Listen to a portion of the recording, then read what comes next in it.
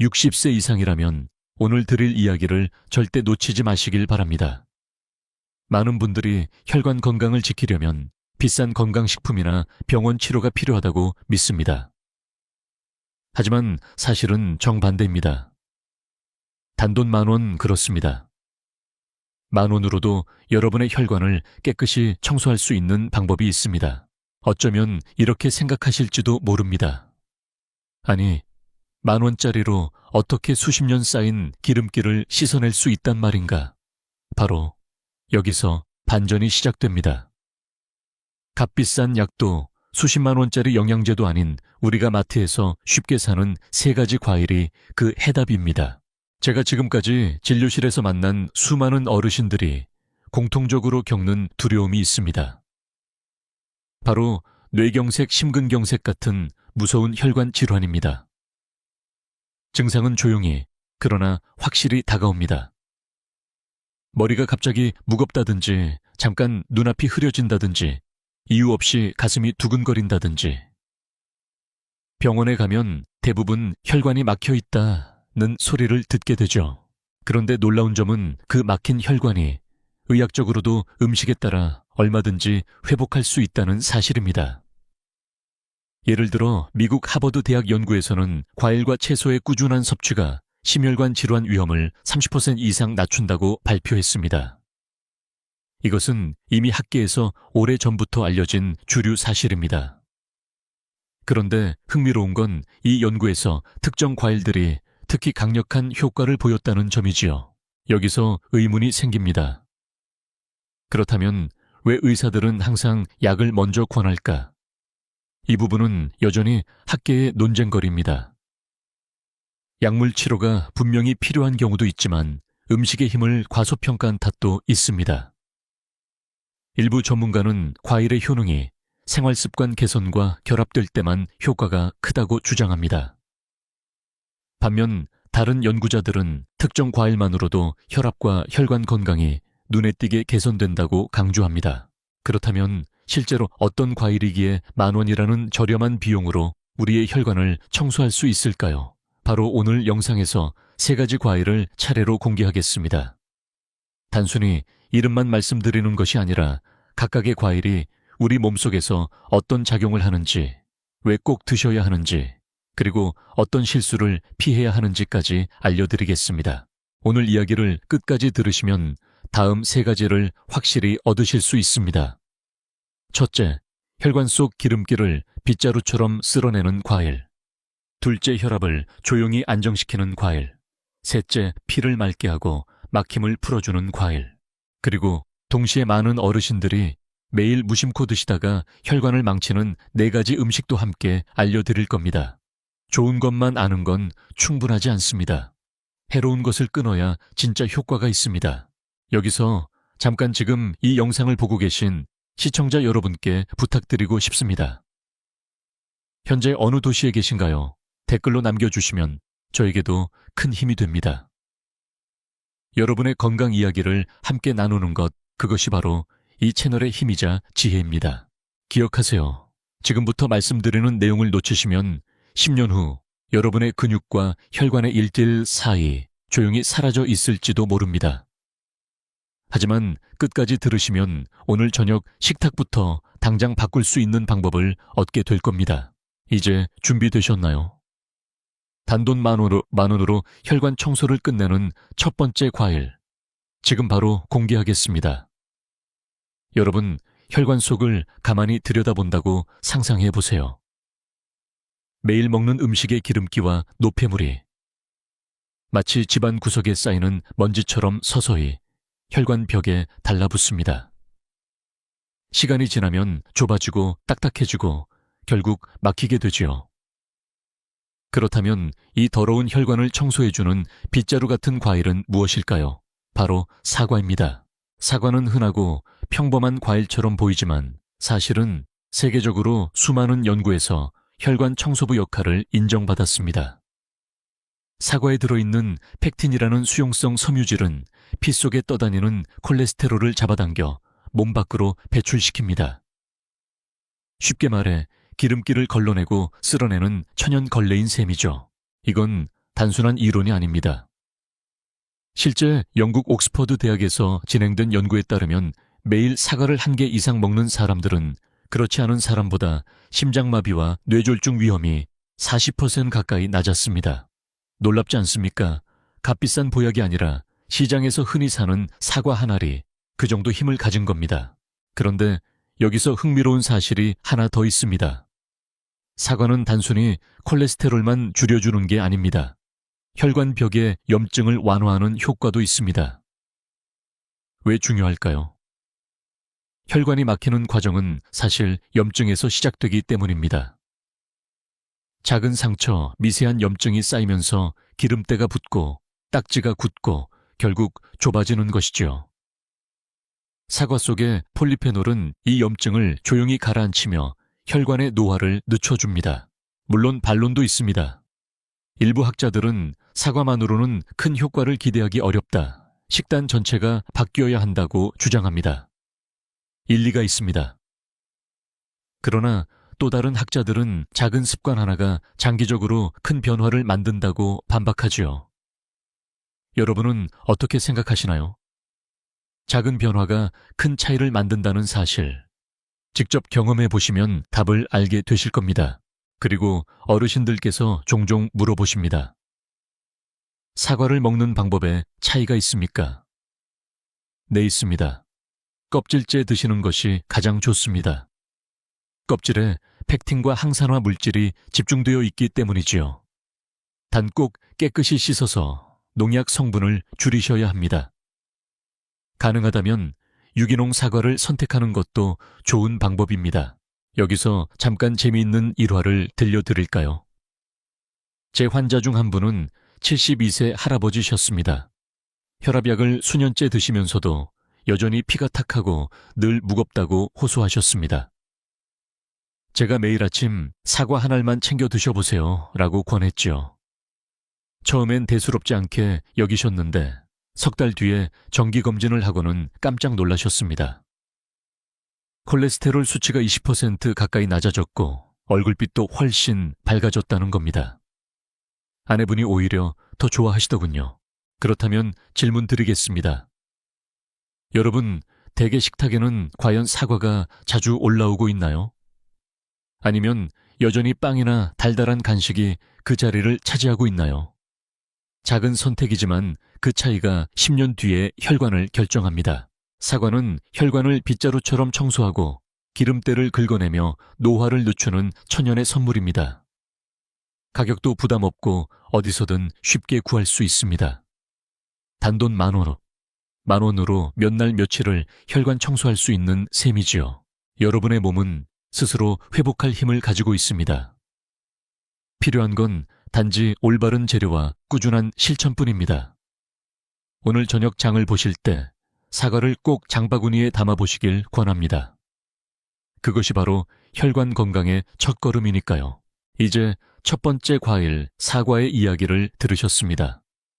다음은 두 번째 과일, 혈압을 조용히 잠재우고 심장을 편안하게 하는 또 하나의 선물을 소개해드리겠습니다. 첫 번째 과일 사과가 혈관의 빗자루라면 두 번째 과일은 마치 혈압을 조용히 다독여주는 자장가와 같습니다. 이 과일은 바로 바나나입니다. 여러분, 혈압이 높다는 건 단순히 숫자가 올라간 문제가 아닙니다. 그 숫자 하나가 우리의 뇌와 심장 신장을 끊임없이 위협하고 있다는 신호입니다. 그런데 바나나는 이 위험을 부드럽게 누그러뜨리는 힘을 가지고 있습니다. 비밀은 바나나 속 칼륨에 있습니다. 칼륨은 우리 몸속의 과도한 나트륨을 몸 밖으로 배출하는 역할을 합니다. 나트륨이 많으면 혈관이 수축하고 혈압이 오릅니다. 그런데 칼륨은 마치 균형추처럼 작용해 나트륨이 지나치게 쌓이지 않도록 막아주는 것이죠. 한마디로 바나나는 혈압의 균형을 잡아주는 천연 조절 장치입니다. 이건 단순한 상식이 아니라 과학적 근거가 있습니다. 미국 심장협회 AHA의 보고에 따르면 칼륨이 풍부한 식단을 가진 사람들은 그렇지 않은 사람들보다 뇌졸중 위험이 20% 이상 낮았습니다. 또 일본에서 진행된 연구에서도 매일 바나나 한 개를 섭취한 노인들의 혈압 수치가 3개월 만에 눈에 띄게 안정되었다는 결과가 나왔습니다. 물론 모든 학자가 이 효과를 똑같이 인정하는 것은 아닙니다. 일부 연구자는 칼륨의 효과는 나트륨을 줄이지 않으면 크게 나타나지 않는다고 주장합니다. 맞는 말이기도 합니다. 짜게 먹는 습관을 그대로 유지하면서 바나나만 먹는다고 혈압이 기적처럼 내려가진 않겠지요. 그러나 또 다른 연구자들은 소금 섭취를 완전히 줄이기 힘든 노인들에게 바나나는 현실적인 해법이라고 강조합니다. 저 역시 진료 현장에서 그런 사례를 수없이 보았습니다. 예를 들어 68세 여성 환자분 한 분은 늘 혈압이 불안정했습니다. 약을 복용하면서도 오후만 되면 머리가 띵하고 어지럽다고 하셨죠. 제가 권한 건 거창한 처방이 아니었습니다. 아침 식사 대신 혹은 간식으로 하루 한 개의 바나나를 챙기라는 것이었죠. 석 달 뒤 그분은 활짝 웃으며 말씀하셨습니다. 선생님, 요즘은 머리가 한결 맑아요. 약도 더 줄였어요. 아드님도 좋아하시더군요. 그런데 바나나의 장점은 칼륨만이 아닙니다. 바나나는 소화가 잘 되고 기운이 없을 때 빠른 에너지를 줍니다. 혈관 건강뿐 아니라 일상의 활력까지 책임져주는 과일이지요. 특히 치아가 약해진 어르신들도 쉽게 드실 수 있다는 것이 큰 장점입니다. 혹시 이렇게 생각하실 수 있습니다. 바나나는 달아서 당뇨에 해롭지 않나요? 좋은 질문입니다. 사실 바나나는 혈당을 급격히 올리지 않는 저중당지수 GI 과일에 속합니다. 물론 많이 먹으면 좋지 않지만 하루 한 개 정도는 오히려 혈당을 안정적으로 유지하는 데 도움이 될 수 있습니다. 여러분 지금 이 순간에도 수많은 어르신들이 혈압약에만 의존하고 있습니다. 약은 필요하지만 음식의 힘을 함께 빌리면 약의 양을 줄이고 부작용을 줄일 수 있습니다. 그 시작이 바로 장바구니에 바나나 한 송이를 담는 작은 행동입니다. 제가 다시 한번 묻겠습니다. 여러분, 댁 냉장고에는 바나나가 있습니까? 아니면 여전히 짠 김치, 가공식품, 인스턴트 간식이 자리를 차지하고 있습니까? 어느 쪽이 내일의 혈압을 결정할까요? 바나나는 비싸지 않습니다. 10,000원이면 충분히 일주일 내내 드실 수 있습니다. 그 10,000원이 여러분의 혈압을 안정시키고 뇌와 심장을 지켜줄 수 있다면 그보다 더 값진 투자가 있을까요? 이제 여러분은 혈압을 잠재우는 바나나의 비밀을 알게 되셨습니다. 다음으로 소개할 세 번째 과일은 피를 맑게 하고 혈관 속 노폐물을 씻어내는 진짜 천연 약국과 같은 존재입니다. 계속해서 함께 해주세요. 여러분, 마지막으로 소개할 과일은 마치 혈관 속 청소부이자 작은 약국 같은 존재입니다. 바로 포도입니다. 포도는 오랫동안 젊음의 열매라 불려왔습니다. 단순히 달콤해서가 아닙니다. 그 속에 들어있는 강력한 성분 덕분입니다. 포도 껍질과 씨앗에는 레스베라트롤이라는 항산화 물질이 풍부하게 들어있습니다. 이 성분은 혈관 속에서 발생하는 산화 스트레스를 줄여주고 피가 끈적거리지 않도록 도와줍니다. 쉽게 말해 혈액을 맑고 부드럽게 흘러가게 만드는 천연 윤활유 역할을 하는 것이지요. 실제로 프랑스에서는 포도주를 적당히 마시는 사람들이 심장병 발병률이 낮다는 사실이 유명합니다. 이것을 두고 프렌치 패러독스라고 부르는데 연구자들은 포도 속 레스베라트롤이 그 비밀이라고 설명합니다. 물론 술로 드시는 것보다 생포도나 건포도 포도즙으로 섭취하는 것이 훨씬 안전하고 효과적입니다. 뿐만 아니라 포도에는 혈소판이 서로 엉겨붙어 혈전을 만드는 것을 막아주는 힘도 있습니다.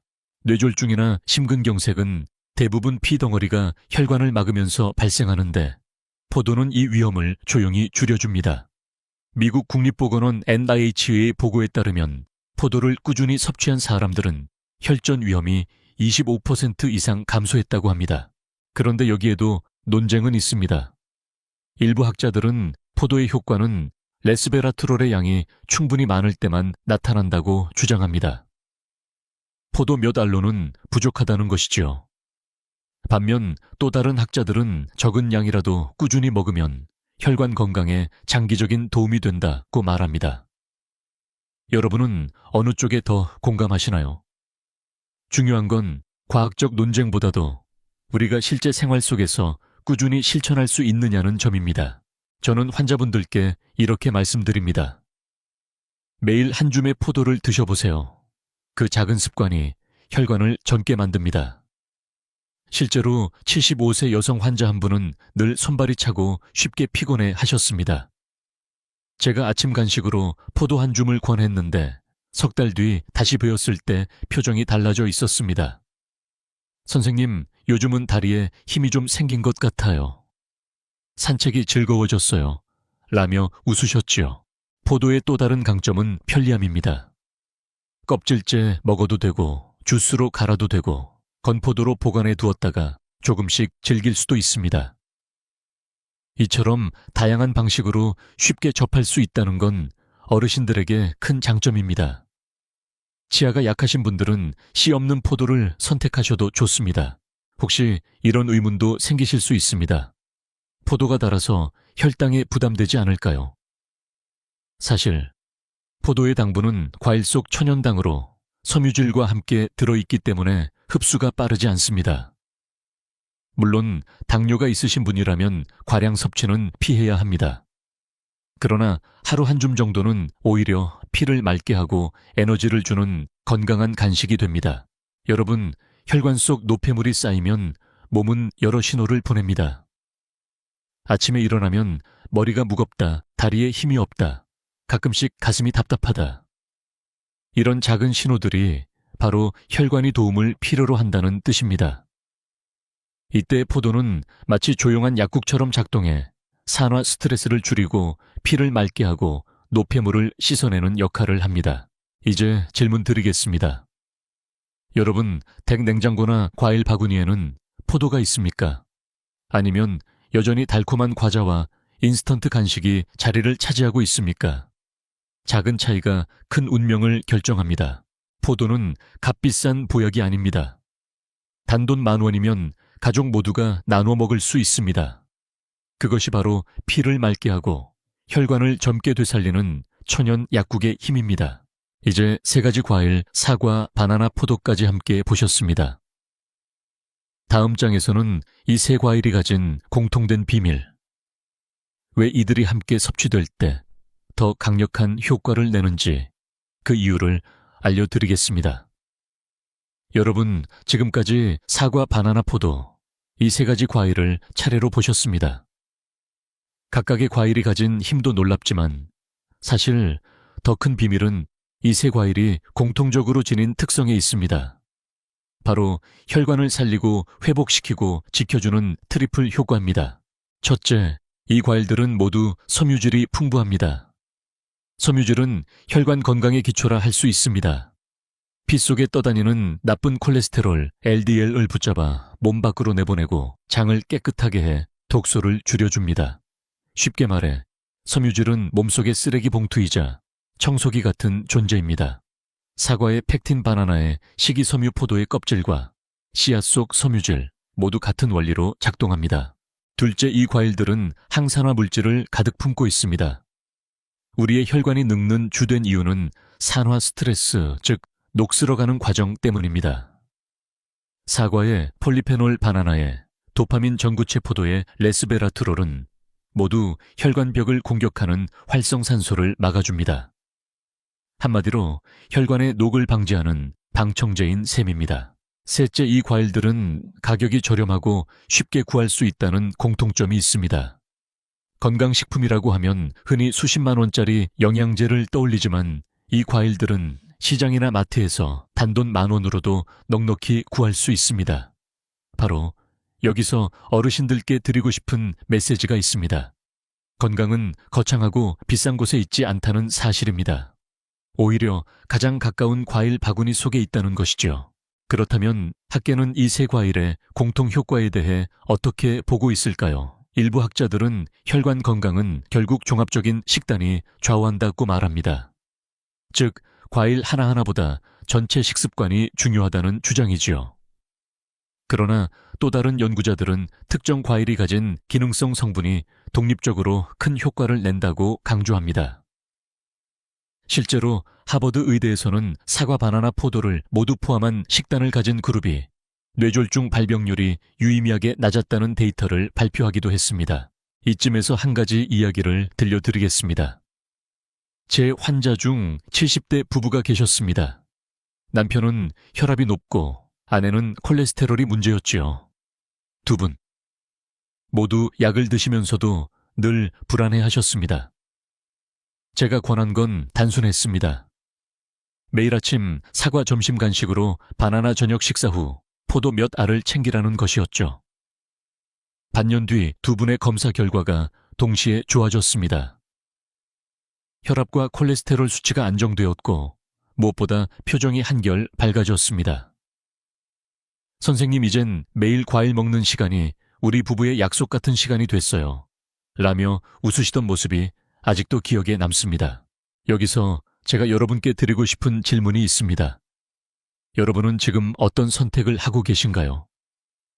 여전히 값비싼 건강식품만 찾으시나요? 아니면 가까운 과일 가게에서 단돈 10,000원으로 혈관을 청소할 준비를 하고 계신가요? 사과, 바나나, 포도, 이 세 과일은 단순히 각각의 기능을 넘어 함께 섭취될 때 더 큰 시너지 효과를 냅니다. 섬유질이 기름기를 쓸어내고 칼륨이 혈압을 조절하며 레스베라트롤이 피를 맑게 하는 것. 이 세 가지가 동시에 작용하면 혈관은 마치 새 집처럼 환하게 청소됩니다. 여러분의 혈관은 결코 늦지 않았습니다. 몸은 스스로 회복할 힘을 가지고 있고 필요한 건 단지 올바른 재료와 작은 습관의 변화일 뿐입니다. 사과 한 알, 바나나 1개, 포도 1줌. 단돈 10,000원으로 시작할 수 있는 혈관 청소 루틴, 오늘 바로 실천해 보시기 바랍니다. 이제 좋은 이야기는 여기까지입니다. 다음부터는 조금 무거운 경고를 드려야 할 시간입니다. 왜냐하면 혈관을 망치는 나쁜 음식들이 있기 때문입니다. 우리가 매일 무심코 먹는 그 음식들이 어떻게 혈관을 조용히 파괴하는지 지금부터 알려드리겠습니다. 여러분, 이제는 조금 무거운 이야기를 드려야겠습니다. 앞에서 좋은 과일들을 말씀드렸지요. 그런데 아무리 좋은 음식을 먹더라도 나쁜 음식을 계속 드신다면 효과는 반감됩니다. 심지어 상황을 더 악화시킬 수도 있습니다. 그 첫 번째 경고 대상은 바로 가공육입니다. 소시지, 햄, 베이컨. 냉장고에 늘 들어있는 이 음식들 편하고 맛있지만 사실은 혈관 속 기름 폭탄입니다. 왜냐하면 이들 가공육에는 포화지방과 트랜스지방, 그리고 각종 첨가물이 가득 들어있기 때문입니다. 포화지방은 혈관벽에 기름때처럼 달라붙어 혈관을 좁히고 트랜스지방은 혈관의 탄력을 잃게 만듭니다. 거기에 방부제 발색제 같은 첨가물이 혈관을 자극해 염증을 일으키지요. 세계보건기구 WHO는 이미 수년 전부터 가공육을 발암 가능성이 높은 음식군으로 분류했습니다. 단순히 암의 위험뿐 아니라 심혈관 질환의 위험을 높이는 강력한 요인이라는 뜻입니다. 실제로 유럽에서 50만 명을 대상으로 한 연구에서 가공육을 많이 먹는 사람은 심장질환 사망률이 현저히 높다는 결과가 나왔습니다.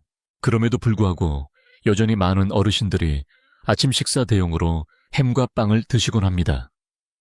맛은 좋고 준비는 간단하지만 그 대가는 너무 큽니다. 제가 진료했던 한 65세 남성 환자분도 그랬습니다. 선생님, 저는 고기도 많이 안 먹습니다. 아침에 그냥 햄 몇 조각이랑 빵만 먹어요. 하지만 검사 결과는 충격적이었습니다. 콜레스테롤 수치가 정상 범위를 훨씬 넘어 있었고 혈관 초음파에서는 이미 동맥경화가 진행 중이었습니다. 물론 여기에도 학계의 논쟁은 있습니다. 일부 전문가는 가공육도 소량이라면 큰 문제가 되지 않는다고 주장합니다. 반면 다른 연구자들은 문제는 소량이 쌓여 습관이 되는 것이라고 지적합니다. 하루 2-3조각의 햄이 1년 10년 쌓이면 결국 혈관은 조용히 손상된다는 것이죠. 여기서 여러분께 질문을 드려보겠습니다. 여러분의 아침 식탁에는 무엇이 올라옵니까? 따뜻한 국 한 그릇과 밥입니까? 아니면 햄과 소시지입니까? 단순한 선택 같지만 그것이 내일의 혈관을 결정합니다. 혹시라도 그러면 고기는 못 먹나요? 라고 묻는 분들이 계십니다. 아닙니다. 고기 자체가 문제는 아닙니다. 문제는 가공된 고기입니다. 자연 그대로의 살코기, 특히 기름기가 적은 닭가슴살이나 생선은 오히려 단백질을 공급해 근육을 지켜줍니다. 하지만 소시지와 햄은 편리함 속에 숨어있는 기름 폭탄이라는 사실을 잊지 마셔야 합니다. 제가 권하는 작은 실천은 이렇습니다. 냉장고에 들어있는 가공육의 양을 절반으로 줄여보세요. 그리고 대신 사과 한 알, 바나나 한 개를 넣어두세요. 선택지가 바뀌면 습관이 바뀌고 습관이 바뀌면 혈관이 달라집니다. 혈관은 한순간에 막히지 않습니다. 작은 기름기, 작은 염증이 쌓여 어느 날 갑자기 큰 사건으로 터지는 것입니다. 뇌졸중, 심근경색 같은 질환은 예고 없이 찾아옵니다. 하지만 그 원인은 대부분 우리가 매일 선택하는 음식에 숨어 있습니다. 여러분, 단돈 10,000원으로 혈관을 청소할 수 있다고 말씀드렸습니다. 그러나 동시에 단돈 몇천 원짜리 햄과 소시지가 혈관을 막는 폭탄이 될 수도 있습니다. 무엇을 선택하시겠습니까? 지금 이 순간부터라도 혈관을 망치는 가공육을 멀리 하시길 바랍니다. 그것이 바로 여러분과 가족의 10년 뒤 건강을 지키는 첫걸음입니다. 이제 첫 번째 나쁜 음식을 보셨습니다. 다음으로는 많은 어르신들이 좋아하시지만 사실은 혈관에 독인 달콤한 음식의 함정에 대해 말씀드리겠습니다. 여러분, 단맛은 언제나 우리 마음을 끌어당깁니다. 힘들 때, 기운이 없을 때 단 한 조각의 케이크나 한 잔의 달콤한 음료가 순간적으로 기분을 올려주지요. 하지만 이 달콤함이야말로 혈관 건강에 가장 교묘한 적이라는 사실을 아셔야 합니다. 혈관을 위협하는 가장 큰 요인 중 하나가 바로 과도한 설탕입니다. 설탕이 몸에 들어오면 혈당이 급격히 오르고 인슐린이 폭발적으로 분비됩니다. 이 과정이 반복되면 혈관벽은 점점 손상되고 기름기가 달라붙기 쉬운 상태가 됩니다. 쉽게 말해 설탕은 혈관을 끈적끈적한 도로로 만들어 기름때가 잘 붙도록 돕는 조력자 역할을 하는 것이죠. 세계보건기구 WHO는 하루 설탕 섭취량을 전체 칼로리의 5% 이하로 제한할 것을 권장합니다. 하지만 현실은 어떻습니까? 커피 믹스, 음료수, 빵, 과자, 심지어 우리가 건강식이라고 믿는 요거트에도 엄청난 양의 설탕이 들어 있습니다. 실제로 미국 하버드 대학의 장기 연구에 따르면 하루에 단 음료를 한 잔 이상 마시는 사람들은 심장질환 위험이 20% 이상 높아졌습니다. 한국에서도 비슷한 연구가 진행되었는데 단 음료를 즐겨 마시는 중장년층은 고혈압과 비만 당뇨 위험이 훨씬 컸습니다. 여기서 학계의 논쟁도 있습니다. 일부 전문가들은 설탕 자체보다도 총 칼로리 섭취가 더 문제다라고 주장합니다. 하지만 다른 연구자들은 설탕의 특수한 대사 과정이 혈관 손상을 가속화한다고 말합니다. 어느 쪽이든 분명한 건 지나친 단맛이 우리 혈관을 해친다는 사실입니다. 저는 종종 환자분들께 이렇게 묻습니다. 커피는 어떻게 드세요? 대부분 믹스커피요. 하루에 2-3잔 정도요. 라고 대답하십니다. 믹스커피 한 봉지에는 설탕이 5-7개나 들어 있습니다. 하루 3잔이면 이미 WHO 권장량을 훌쩍 넘겨버린 셈이죠. 실제로 70세 여성 환자 한 분은 피곤할 때마다 믹스커피와 과자를 드셨습니다. 그런데 혈당은 점점 불안정해지고 혈압까지 높아졌습니다. 제가 권한 건 단순했습니다. 커피를 블랙으로 바꾸고 간식은 사과나 바나나로 대체하는 것이었습니다. 석 달 뒤 혈당은 안정되고 얼굴빛이 맑아졌습니다. 본인도 놀라셨지요. 여기서 중요한 건 설탕은 눈에 보이는 것만이 아니라는 점입니다. 우리가 먹는 대부분의 가공식품에는 숨어있는 설탕, 즉 숨은 당분이 가득합니다. 케첩 소스, 심지어 김치에도 설탕이 들어가 있습니다. 그래서 어르신들이 나는 단 걸 안 먹는데 왜 혈당이 높지 하고 놀라시는 경우가 많습니다. 여러분, 단맛은 순간의 위로가 될 수 있습니다. 그러나 그 대가는 너무 큽니다. 혈관을 망가뜨리고 당뇨를 불러오고 결국 심장과 뇌를 위협합니다. 여기서 잠깐 스스로에게 물어보시길 바랍니다. 나는 오늘 하루 얼마나 많은 단맛을 먹었을까? 빵, 음료, 간식까지 합치면 생각보다 훨씬 많을 수 있습니다. 제가 권하는 방법은 아주 간단합니다. 단맛을 완전히 끊으라는 게 아닙니다. 대신 천연의 단맛으로 바꿔보라는 겁니다. 사과, 포도, 배 같은 과일에는 천연 당분과 함께 섬유질이 들어있어 혈당을 서서히 올려줍니다. 즉, 몸에 무리가 가지 않지요. 단맛의 함정은 교묘하고 달콤합니다. 그러나 우리가 지혜롭게 선택하면 그 함정에서 빠져나올 수 있습니다. 오늘부터 커피 믹스 대신 블랙커피 과자 대신 과일을 택해 보십시오. 그 작은 선택이 혈관을 지키는 큰 힘이 될 것입니다. 이제 두 번째 나쁜 음식을 보셨습니다. 다음은 소금기 많은 음식, 즉 염분이 우리 혈관을 어떻게 조용히 망가뜨리는지 말씀드리겠습니다. 여러분, 이제는 달콤한 유혹을 넘어서 또 다른 함정을 이야기해야 합니다. 바로 소금입니다.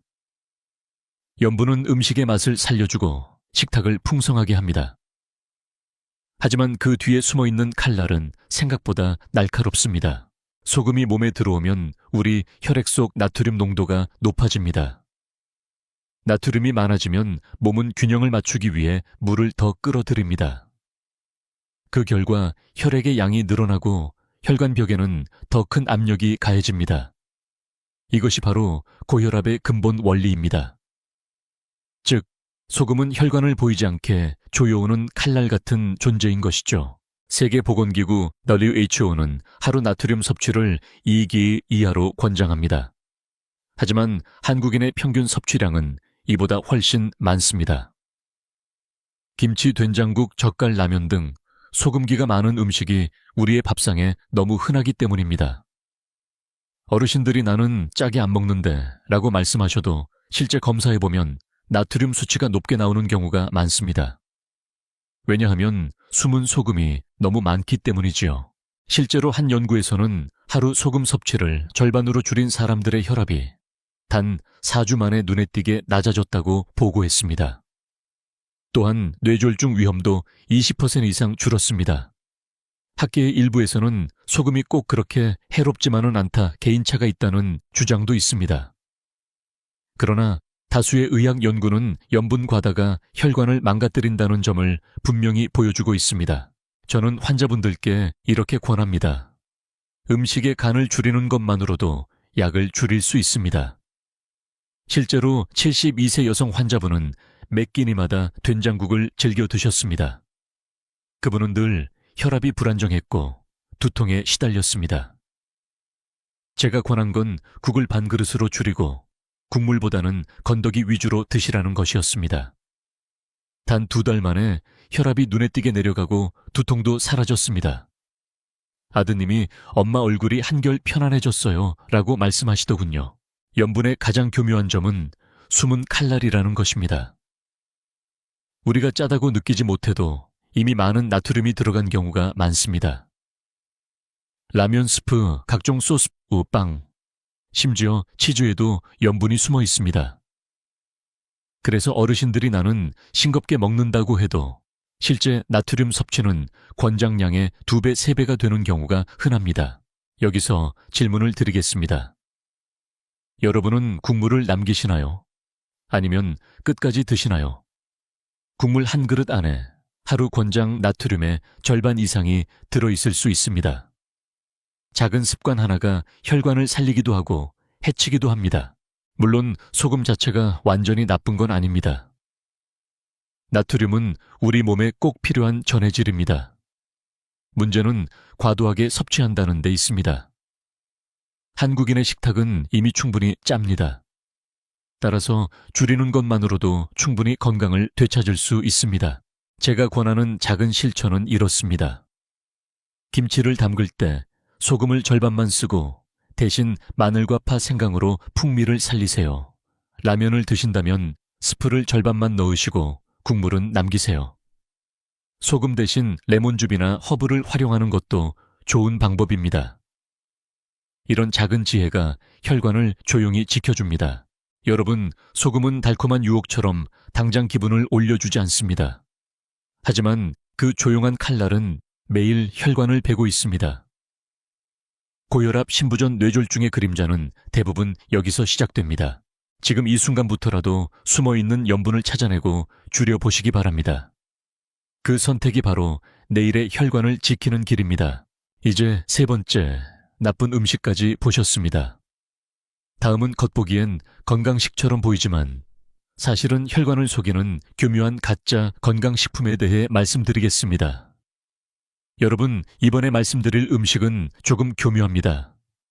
우리가 흔히 몸에 좋다라고 믿고 먹는 것들이 사실은 혈관의 적일 수 있다는 점입니다.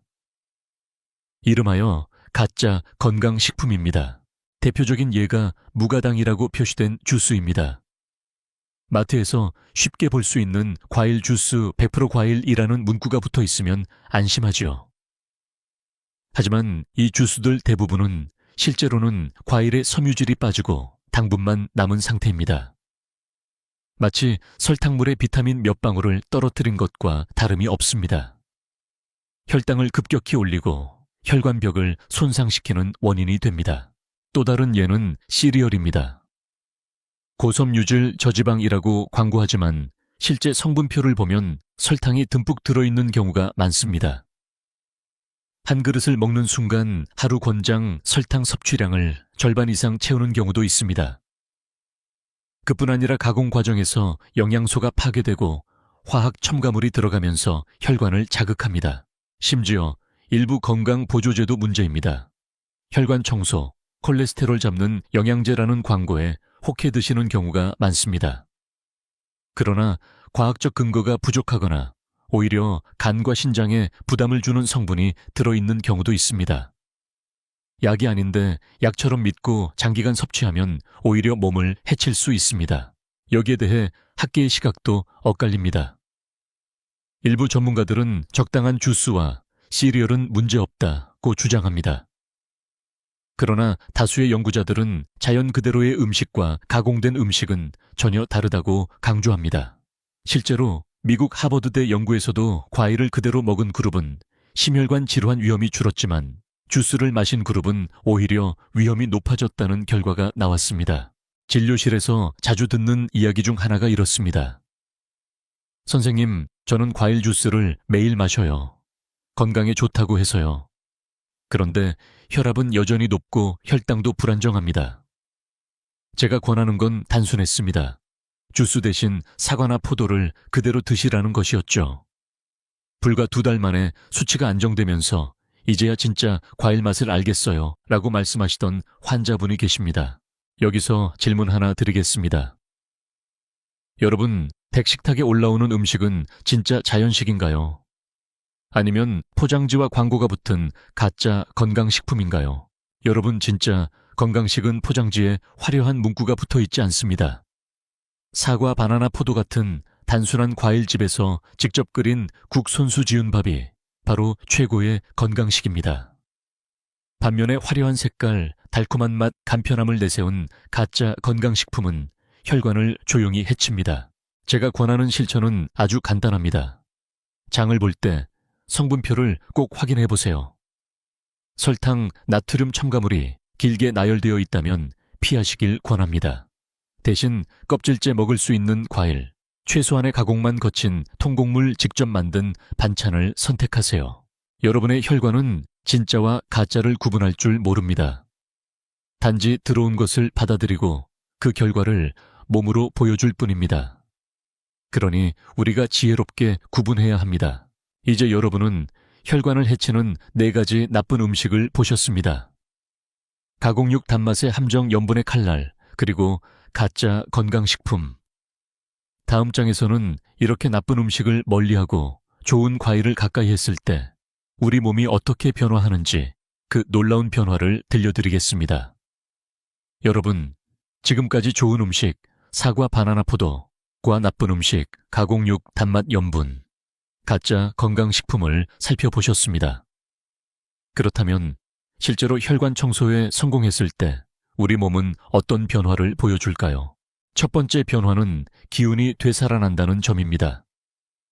혈관이 막히면 산소와 영양분이 구석구석 전달되지 못합니다. 그래서 늘 피곤하고 아침에 일어나도 개운하지 않지요. 그런데 혈관이 깨끗해지면 마치 막힌 수도관이 뚫린 듯 피가 시원하게 흐릅니다. 결과적으로 머리가 맑아지고 다리에 힘이 생기며 일상생활이 한결 가벼워집니다. 두 번째 변화는 혈압과 혈당이 안정된다는 점입니다. 실제로 제가 진료했던 70대 남성 환자 한 분은 가공육과 단 음료를 끊고 매일 사과와 바나나를 챙기셨습니다. 석 달 뒤 혈압은 20 이상 내려갔고 혈당도 안정되었습니다. 약을 줄일 수 있었고 본인은 약 대신 과일을 먹는 게 더 마음이 편하다고 하셨습니다. 세 번째 변화는 외모와 표정이 달라진다는 점입니다. 혈액이 맑아지면 피부가 밝아지고 얼굴빛이 살아납니다. 실제로 환자분들 중 많은 분들이 사람들이 얼굴 좋아졌다고 한다고 말씀하십니다. 혈관이 곧 삶의 활력과 직결된다는 증거입니다. 이 변화를 두고 학자들의 의견은 다양합니다. 일부는 음식만으로 이렇게 큰 효과를 보긴 어렵다고 말합니다. 그러나 다른 연구자들은 작은 습관 하나가 장기적으로 누적되면 의학적으로도 의미 있는 변화가 된다고 주장합니다. 저는 후제에 동의합니다. 수많은 환자 사례가 그것을 증명하기 때문입니다. 한 가지 흥미로운 연구 결과를 말씀드리겠습니다. 핀란드에서 중년과 노인을 대상으로 한 장기 연구에서 매일 사과와 포도를 섭취한 그룹은 그렇지 않은 그룹에 비해 뇌졸중 위험이 35% 낮았습니다. 또 일본에서 진행된 바나나 연구에서는 매일 1개 이상 먹은 사람들이 그렇지 않은 사람보다 혈압 수치가 안정적으로 유지되었습니다. 과학적 근거는 이미 충분히 쌓여 있는 셈입니다. 여기서 제가 드리고 싶은 질문이 있습니다. 여러분은 언제 마지막으로 몸이 가볍다고 느끼셨나요? 아침에 눈을 떴을 때 피곤하지 않고 계단을 오를 때 숨이 덜 차고 거울 속 얼굴이 환하게 빛나던 순간이 기억나시나요? 그 변화는 멀리 있지 않습니다. 혈관 청소가 바로 그 시작입니다. 또 하나의 중요한 변화는 자신감이 돌아온다는 점입니다. 혈관 건강은 단순히 숫자의 문제가 아니라 삶의 질과 직결됩니다. 몸이 가벼워지면 하고 싶은 일을 할 수 있고 손주들과 놀아줄 힘도 생깁니다. 나는 아직 할 수 있다는 자신감은 그 어떤 약으로도 얻을 수 없는 선물입니다. 마지막으로 꼭 기억하시길 바랍니다. 혈관 청소는 하루아침에 끝나는 일이 아닙니다. 그러나 단돈 10,000원 사과와 바나나 포도라는 작은 실천으로 시작할 수 있습니다. 그리고 그 선택은 반드시 변화를 불러옵니다. 여러분, 혈관이 맑아지면 몸이 바뀌고 표정이 달라지고 삶이 다시 빛나기 시작합니다. 이것이 바로 혈관 청소 후에 찾아오는 가장 큰 선물입니다. 이제 다음 장에서는 나쁜 음식을 끊고 좋은 음식을 더했을 때 우리 몸이 구체적으로 보내는 신호와 그 차이를 비교해 드리겠습니다. 여러분, 우리가 먹는 음식은 단순히 배를 채우는 수단이 아닙니다. 매일의 선택이 곧 우리 몸의 언어가 됩니다. 나쁜 음식을 끊고 좋은 음식을 더했을 때 우리 몸은 어떤 신호를 보낼까요?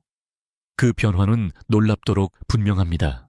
첫 번째 신호는 몸이 가벼워진다는 것입니다. 가공육, 단 음식, 과도한 염분은 몸을 무겁게 하고 혈액을 끈적이게 만듭니다. 반면 사과, 바나나, 포도 같은 과일은 피를 맑게 하고 소화를 돕습니다. 실제로 한 달만 실천해도 아침에 눈을 떴을 때 몸이 한결 가볍다는 느낌을 받는 분들이 많습니다. 두 번째 신호는 숨이 덜 차오른다는 것입니다. 혈관이 막히면 계단 몇 층만 올라가도 숨이 가빠집니다.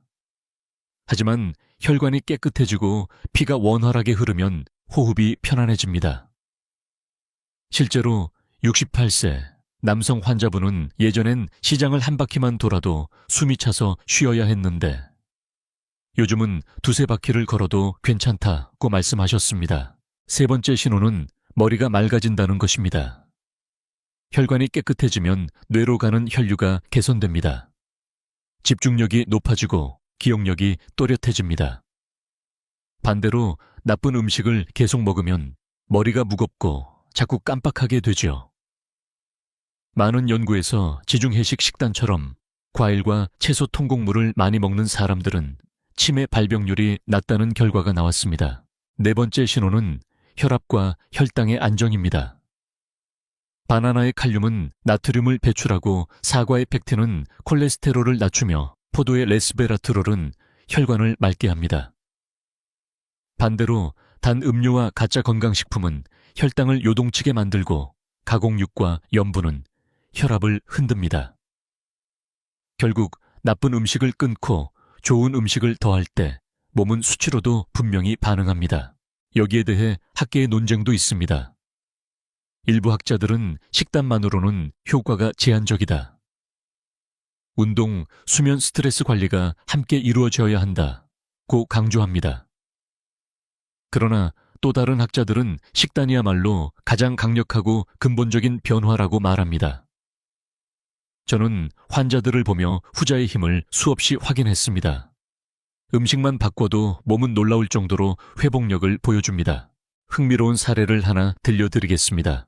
74세 여성 환자분은 늘 피곤하고 무릎 통증 때문에 활동이 불편했습니다. 아침에는 믹스커피, 점심에는 햄 샌드위치, 저녁에는 라면이 많았죠. 제가 권한 건 단순했습니다. 믹스커피 대신 블랙커피, 햄 대신 삶은 달걀과 사과, 라면 대신 채소를 넣은 흔 밥과 국. 석 달 후 그분은 놀라운 변화를 경험했습니다. 무릎이 덜 아프고 힘이 생겨서 아침마다 동네 한 바퀴를 돌고 있어요. 아들이 옆에서 엄마, 요즘 얼굴빛이 너무 좋아졌어요 라고 말씀하시더군요. 여러분, 몸은 결코 거짓말을 하지 않습니다. 좋은 것을 주면 좋은 신호를 보내고 나쁜 것을 주면 경고음을 울립니다. 중요한 건 그 신호를 귀담아 듣고 지혜롭게 응답하는 것입니다. 여기서 제가 여러분께 질문 하나 드리겠습니다. 여러분의 몸은 지금 어떤 신호를 보내고 있나요? 늘 피곤하다면 혈관이 답답하다는 뜻일 수 있습니다. 머리가 무겁다면 뇌가 더 맑은 피를 원한다는 뜻일 수 있습니다. 그 신호를 외면하지 마시길 바랍니다. 이제 곧 마지막 장으로 넘어갑니다. 지금까지 들으신 내용을 정리하며 우리가 어떤 선택을 해야 할지 다시 마음에 새기는 시간을 갖겠습니다. 그리고 마지막으로 오늘부터 당장 실천할 수 있는 작은 루틴을 알려드리겠습니다. 여러분, 이제 우리가 걸어온 여정을 정리할 시간입니다. 오늘 저는 3가지 좋은 과일, 4가지 나쁜 음식, 그리고 몸이 보내는 신호와 변화를 말씀드렸습니다. 그런데 이 모든 내용은 단순한 지식으로만 머물러서는 아무 소용이 없습니다. 중요한 건 지금 바로 실천하는 것입니다. 먼저 기억해 두셔야 할 건 아주 간단합니다. 좋은 음식 3가지, 사과, 바나나, 포도. 나쁜 음식 4가지, 가공육, 단 음식, 염분 과다, 음식 가짜, 건강식품. 이 2가지 목록을 머릿속에 새겨두고 매일의 식탁에서 선택하시면 됩니다. 그 선택이 쌓이면 혈관은 분명히 달라집니다. 제가 권하는 작은 루틴을 소개해 드리겠습니다. 아침 사과 한 알, 껍질째 드시면 더 좋습니다. 점심밥과 함께 바나나 1개를 간식으로 챙기세요. 저녁 식사 후 포도 한 줌으로 마무리하세요. 이렇게 하면 하루 3번 단돈 10,000원으로 혈관을 맑게 하는 루틴이 완성됩니다. 복잡하지 않습니다. 누구나 할 수 있고 어디서든 실천할 수 있습니다. 물론 나쁜 음식을 완전히 끊는 건 쉽지 않습니다. 오랫동안 이어온 습관이기 때문입니다. 그래서 저는 환자분들께 이렇게 말씀드립니다. 처음부터 완벽하려 하지 마세요. 하루 한 번만 바꾸는 것으로 시작하세요. 예를 들어 아침 햄과 빵 대신 사과와 삶은 달걀, 믹스커피 대신 블랙커피, 라면 국물은 반만. 이런 작은 변화들이 쌓이면 큰 변화를 만듭니다. 여러분의 몸은 이미 준비되어 있습니다. 필요한 건 결심과 첫걸음뿐입니다. 혈관은 다시 살아날 수 있습니다. 늦지 않았습니다. 지금부터라도 시작하면 됩니다. 여러분께 꼭 드리고 싶은 메시지가 있습니다. 여러분은 혼자가 아닙니다. 이 채널을 함께 보고 계신 수많은 어르신들이 같은 길을 걷고 있습니다. 댓글에 남겨주신 경험 하나하나가 서로에게 큰 힘이 됩니다. 그러니 부끄러워하지 마시고 오늘 들으신 내용 중 가장 놀라웠던 점을 댓글로 남겨주세요. 또 이 영상이 도움이 되셨다면 좋아요와 구독을 눌러주시길 부탁드립니다.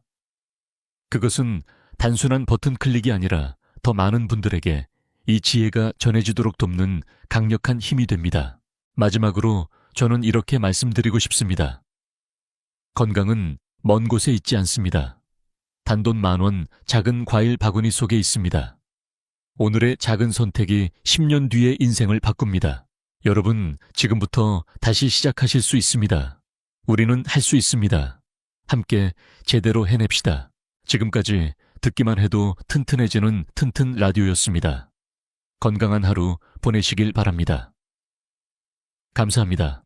60세 이상이라면 지금 이 순간부터 제 이야기에 잠시만 집중해 주시기 바랍니다. 많은 분들이 근육이 약해지는 이유를 단순히 운동 부족이라고 생각합니다. 물론 운동이 중요한 것은 사실입니다. 하지만 실제로 근육이 늙어가는 과정은 훨씬 더 조용하고 훨씬 더 일상적인 습관 속에서 천천히 진행됩니다. 하루하루는 별 차이가 없어 보이지만 어느 날 갑자기 걸음이 느려지고 허벅지가 무거워지고 계단이 두려워지는 순간이 찾아옵니다. 이때 대부분은 너무 늦게 변화가 시작됐다는 것을 깨닫습니다. 더 큰 문제는 많은 분들이 이렇게 말한다는 점입니다. 나이가 들었으니 근육이 줄어드는 건 당연하다. 하지만 의학적으로 보면 이 생각은 절반만 사실입니다. 나이가 들면 근육이 감소하는 것은 자연스러운 변화이지만 그 속도는 얼마든지 늦출 수 있습니다. 어떤 분들은 70대, 80대가 되어도 근육의 탄력을 유지하며 걷기와 일상생활에 어려움을 거의 느끼지 않습니다. 이 차이를 만드는 것이 바로 오늘의 주제, 근육이 늙지 않는 사람들의 6일까지 생활 습관입니다. 오늘 내용을 끝까지 들으시면 근육을 지키는 핵심 습관 4가지, 근육을 약하게 만드는 위험 습관 3가지, 그리고 당장 집에서 시작할 수 있는 실천법까지 모두 알 수 있습니다.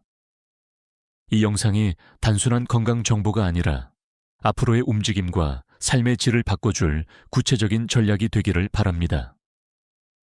본격적인 내용을 설명하기 전에 한 가지 여쭙겠습니다.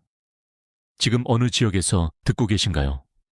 서울, 부산, 광주, 대구, 혹은 해외에서도 많은 분들이 시청하고 계십니다.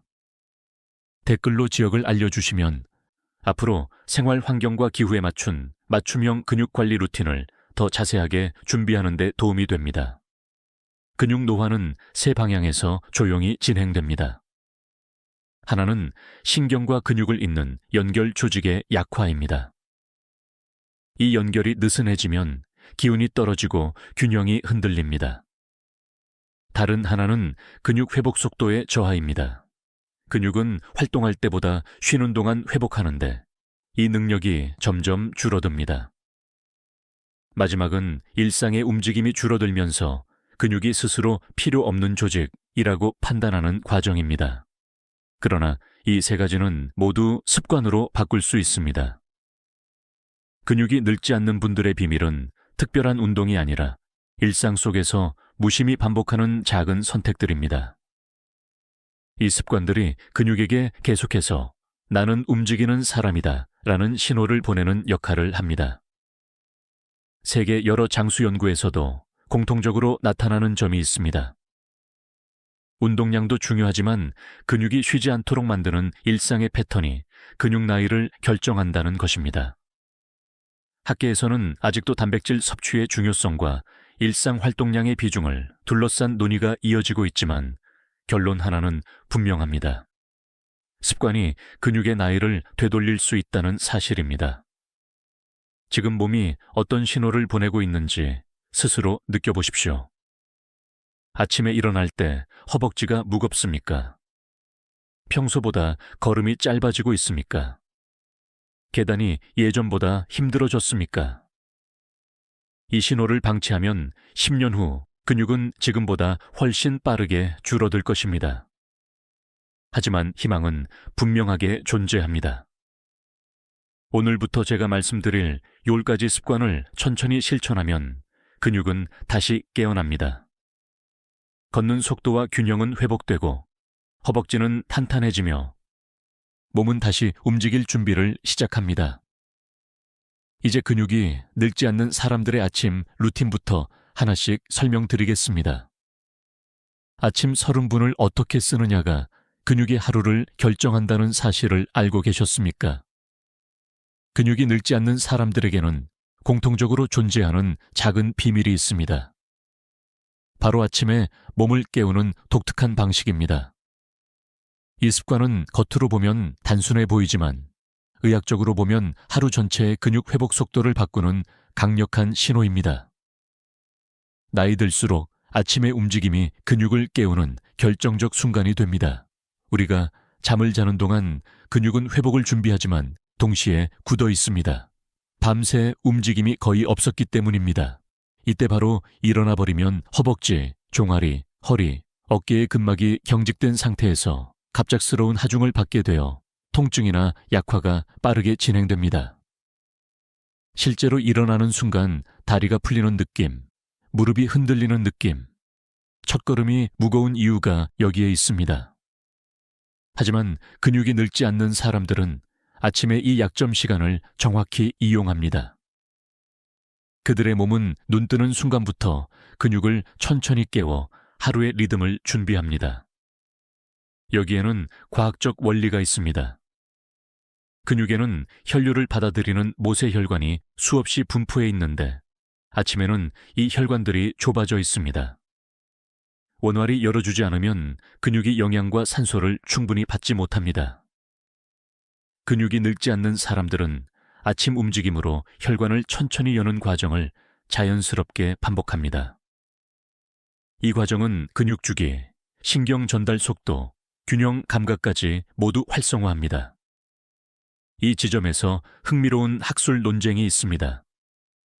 일부 연구진은 아침 단백질 섭취가 근육 회복에 더 중요하다고 말하고, 다른 연구진은 아침의 활동 루틴이 단백질보다 더 강력한 근육 유지 인자라고 주장합니다. 아직 명확한 결론은 없지만 다양한 연구에서 일치하는 부분이 있습니다. 아침에 근육을 깨우는 습관이 있을 때 회복 속도와 근육 반응성이 하루 내내 높게 유지된다는 사실입니다. 그렇다면 근육이 늙지 않는 사람들이 실제로 어떤 아침 루틴을 갖고 있을까요? 복잡한 운동이나 힘든 스트레칭이 아닙니다. 아주 단순한 3단계로 이루어진 습관입니다. 하지만 여기서 주의해야 할 점은 서둘러 움직이거나 순간적으로 힘을 주는 방식이 아니라는 것입니다. 나이 든 근육은 천천히, 깊게, 일정하게 열어야 합니다. 이 과정이 혈관을 확장시키고 신경 신호를 깨우며 균형 감각을 부드럽게 되살립니다. 먼저 그들은 누운 상태에서 몸을 바로 일으키지 않습니다. 다리와 허리를 가볍게 풀어주며 몸의 흐름을 세우는 시간을 갖습니다. 이 짧은 준비 과정만으로도 근육은 갑작스러운 하중을 피하게 됩니다. 대부분의 노화성 통증은 급격한 체중 이동에서 시작되기 때문에 이 순간이 매우 중요합니다. 다음으로 천천히 앉아 허리를 세우는 동작을 통해 중심을 잡습니다. 허리를 곧게 세우는 과정은 무의식적으로 척추 주변 근육을 깨우는 효과가 있습니다. 마지막으로 일어서기 전에 발목과 발바닥 근육을 찌릿하게 깨워주는 가벼운 움직임을 반복합니다. 이 과정이 하루 전체의 균형 능력을 높여 넘어짐과 흔들림을 예방합니다. 의사로서 가장 안타까운 장면은 아침에 급하게 움직였다가 다리에 힘이 빠지거나 허리가 삐끗해버리는 상황입니다. 이는 근육이 아직 완전히 깨어나지 않은 상태에서 하중을 받은 결과입니다. 하지만 근육이 늙지 않는 사람들은 이런 실수를 거의 하지 않습니다. 그들은 아침 30분을 온전히 몸을 깨우는 데 사용합니다. 이 습관이 하루의 근육을 보호하는 기초가 됩니다. 여기서 한 가지 질문을 드리고 싶습니다. 여러분은 오늘 아침 어떻게 일어나셨습니까? 눈을 뜨자마자 곧바로 일어나셨습니까? 혹은 무릎과 허리가 굳은 느낌이 들지는 않았습니까? 만약 그렇다면 지금부터라도 아침 30분 루틴을 새롭게 만들어야 합니다. 이 습관은 단순한 몸풀기가 아니라 근육 노화를 늦추는 과학적 전략입니다. 하루의 첫 움직임이 근육에게 보내는 메시지는 생각보다 강력합니다. 그 메시지가 나는 준비되지 않았다가 될지, 아니면 나는 아직 충분히 움직일 수 있다가 될지는 아침 30분이 결정합니다. 이제 다음 장에서는 근육을 지키는 또 하나의 핵심, 단백질보다 중요한 영양 신호에 대해 말씀드리겠습니다. 근육이 늙지 않는 사람들의 두 번째 비밀은 많은 분들이 예상하지 못한 곳에서 나옵니다. 대부분의 사람들은 근육을 지키려면 단백질만 잘 챙기면 된다고 생각합니다. 물론 단백질은 필수입니다. 하지만 60세 이후 근육의 노화 속도를 결정하는 더 중요한 영양 신호가 있습니다.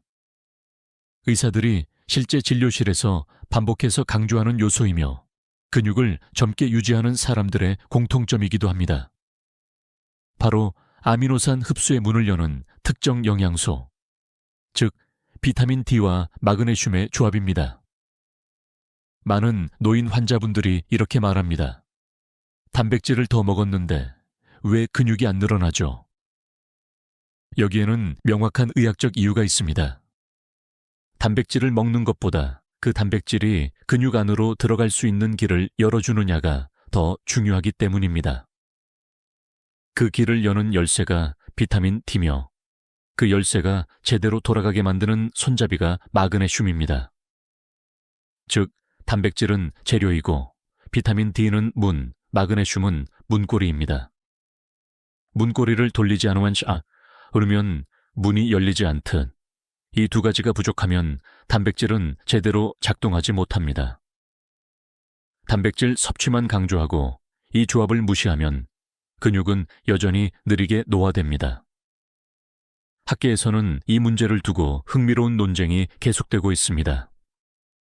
일부 연구팀은 근육 합성의 가장 중요한 요소는 무조건 단백질 섭취량이라고 주장합니다. 반대로 다른 연구진은 노년층에서는 단백질 섭취량보다 흡수율과 활성화율이 더 중요한 핵심 인자라고 말합니다. 아직 하나의 결론이 난 것은 아니지만 다수의 최신 임상 데이터에서는 공통된 결과가 나타납니다. 비타민 D가 낮은 사람은 단백질을 충분히 먹어도 근육 증가 속도가 41일 60% 느립니다. 그리고 이 수치는 60대 이후로 갈수록 차이가 더 크게 벌어집니다. 근육이 늙지 않는 사람들은 이 사실을 아주 자연스럽게 이해하고 있습니다. 그들은 아침 햇빛을 10분 정도 받습니다.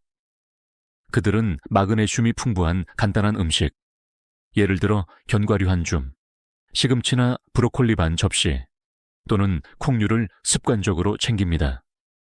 음식이 화려하지 않습니다. 비싸지도 않습니다. 하지만 영양을 보내는 방식이 정확합니다. 여기에는 또 하나의 과학적 원리가 숨어 있습니다. 근육세포는 신호가 들어오지 않으면 움직이지 않습니다. 신호가 약해지면 단백질이 들어오지 못하고 근육이 회복될 타이밍을 놓칩니다. 나이 들수록 이 신호는 더 빨리 둔해집니다. 그러나 비타민 D와 마그네슘은 이 신호를 다시 날카롭게 만드는 스위치 역할을 합니다. 마치 오래된 전등에 새 정우를 끼우는 것처럼 근육의 반응성을 되살립니다. 여기서 조금 특별한 사실을 전해드리겠습니다.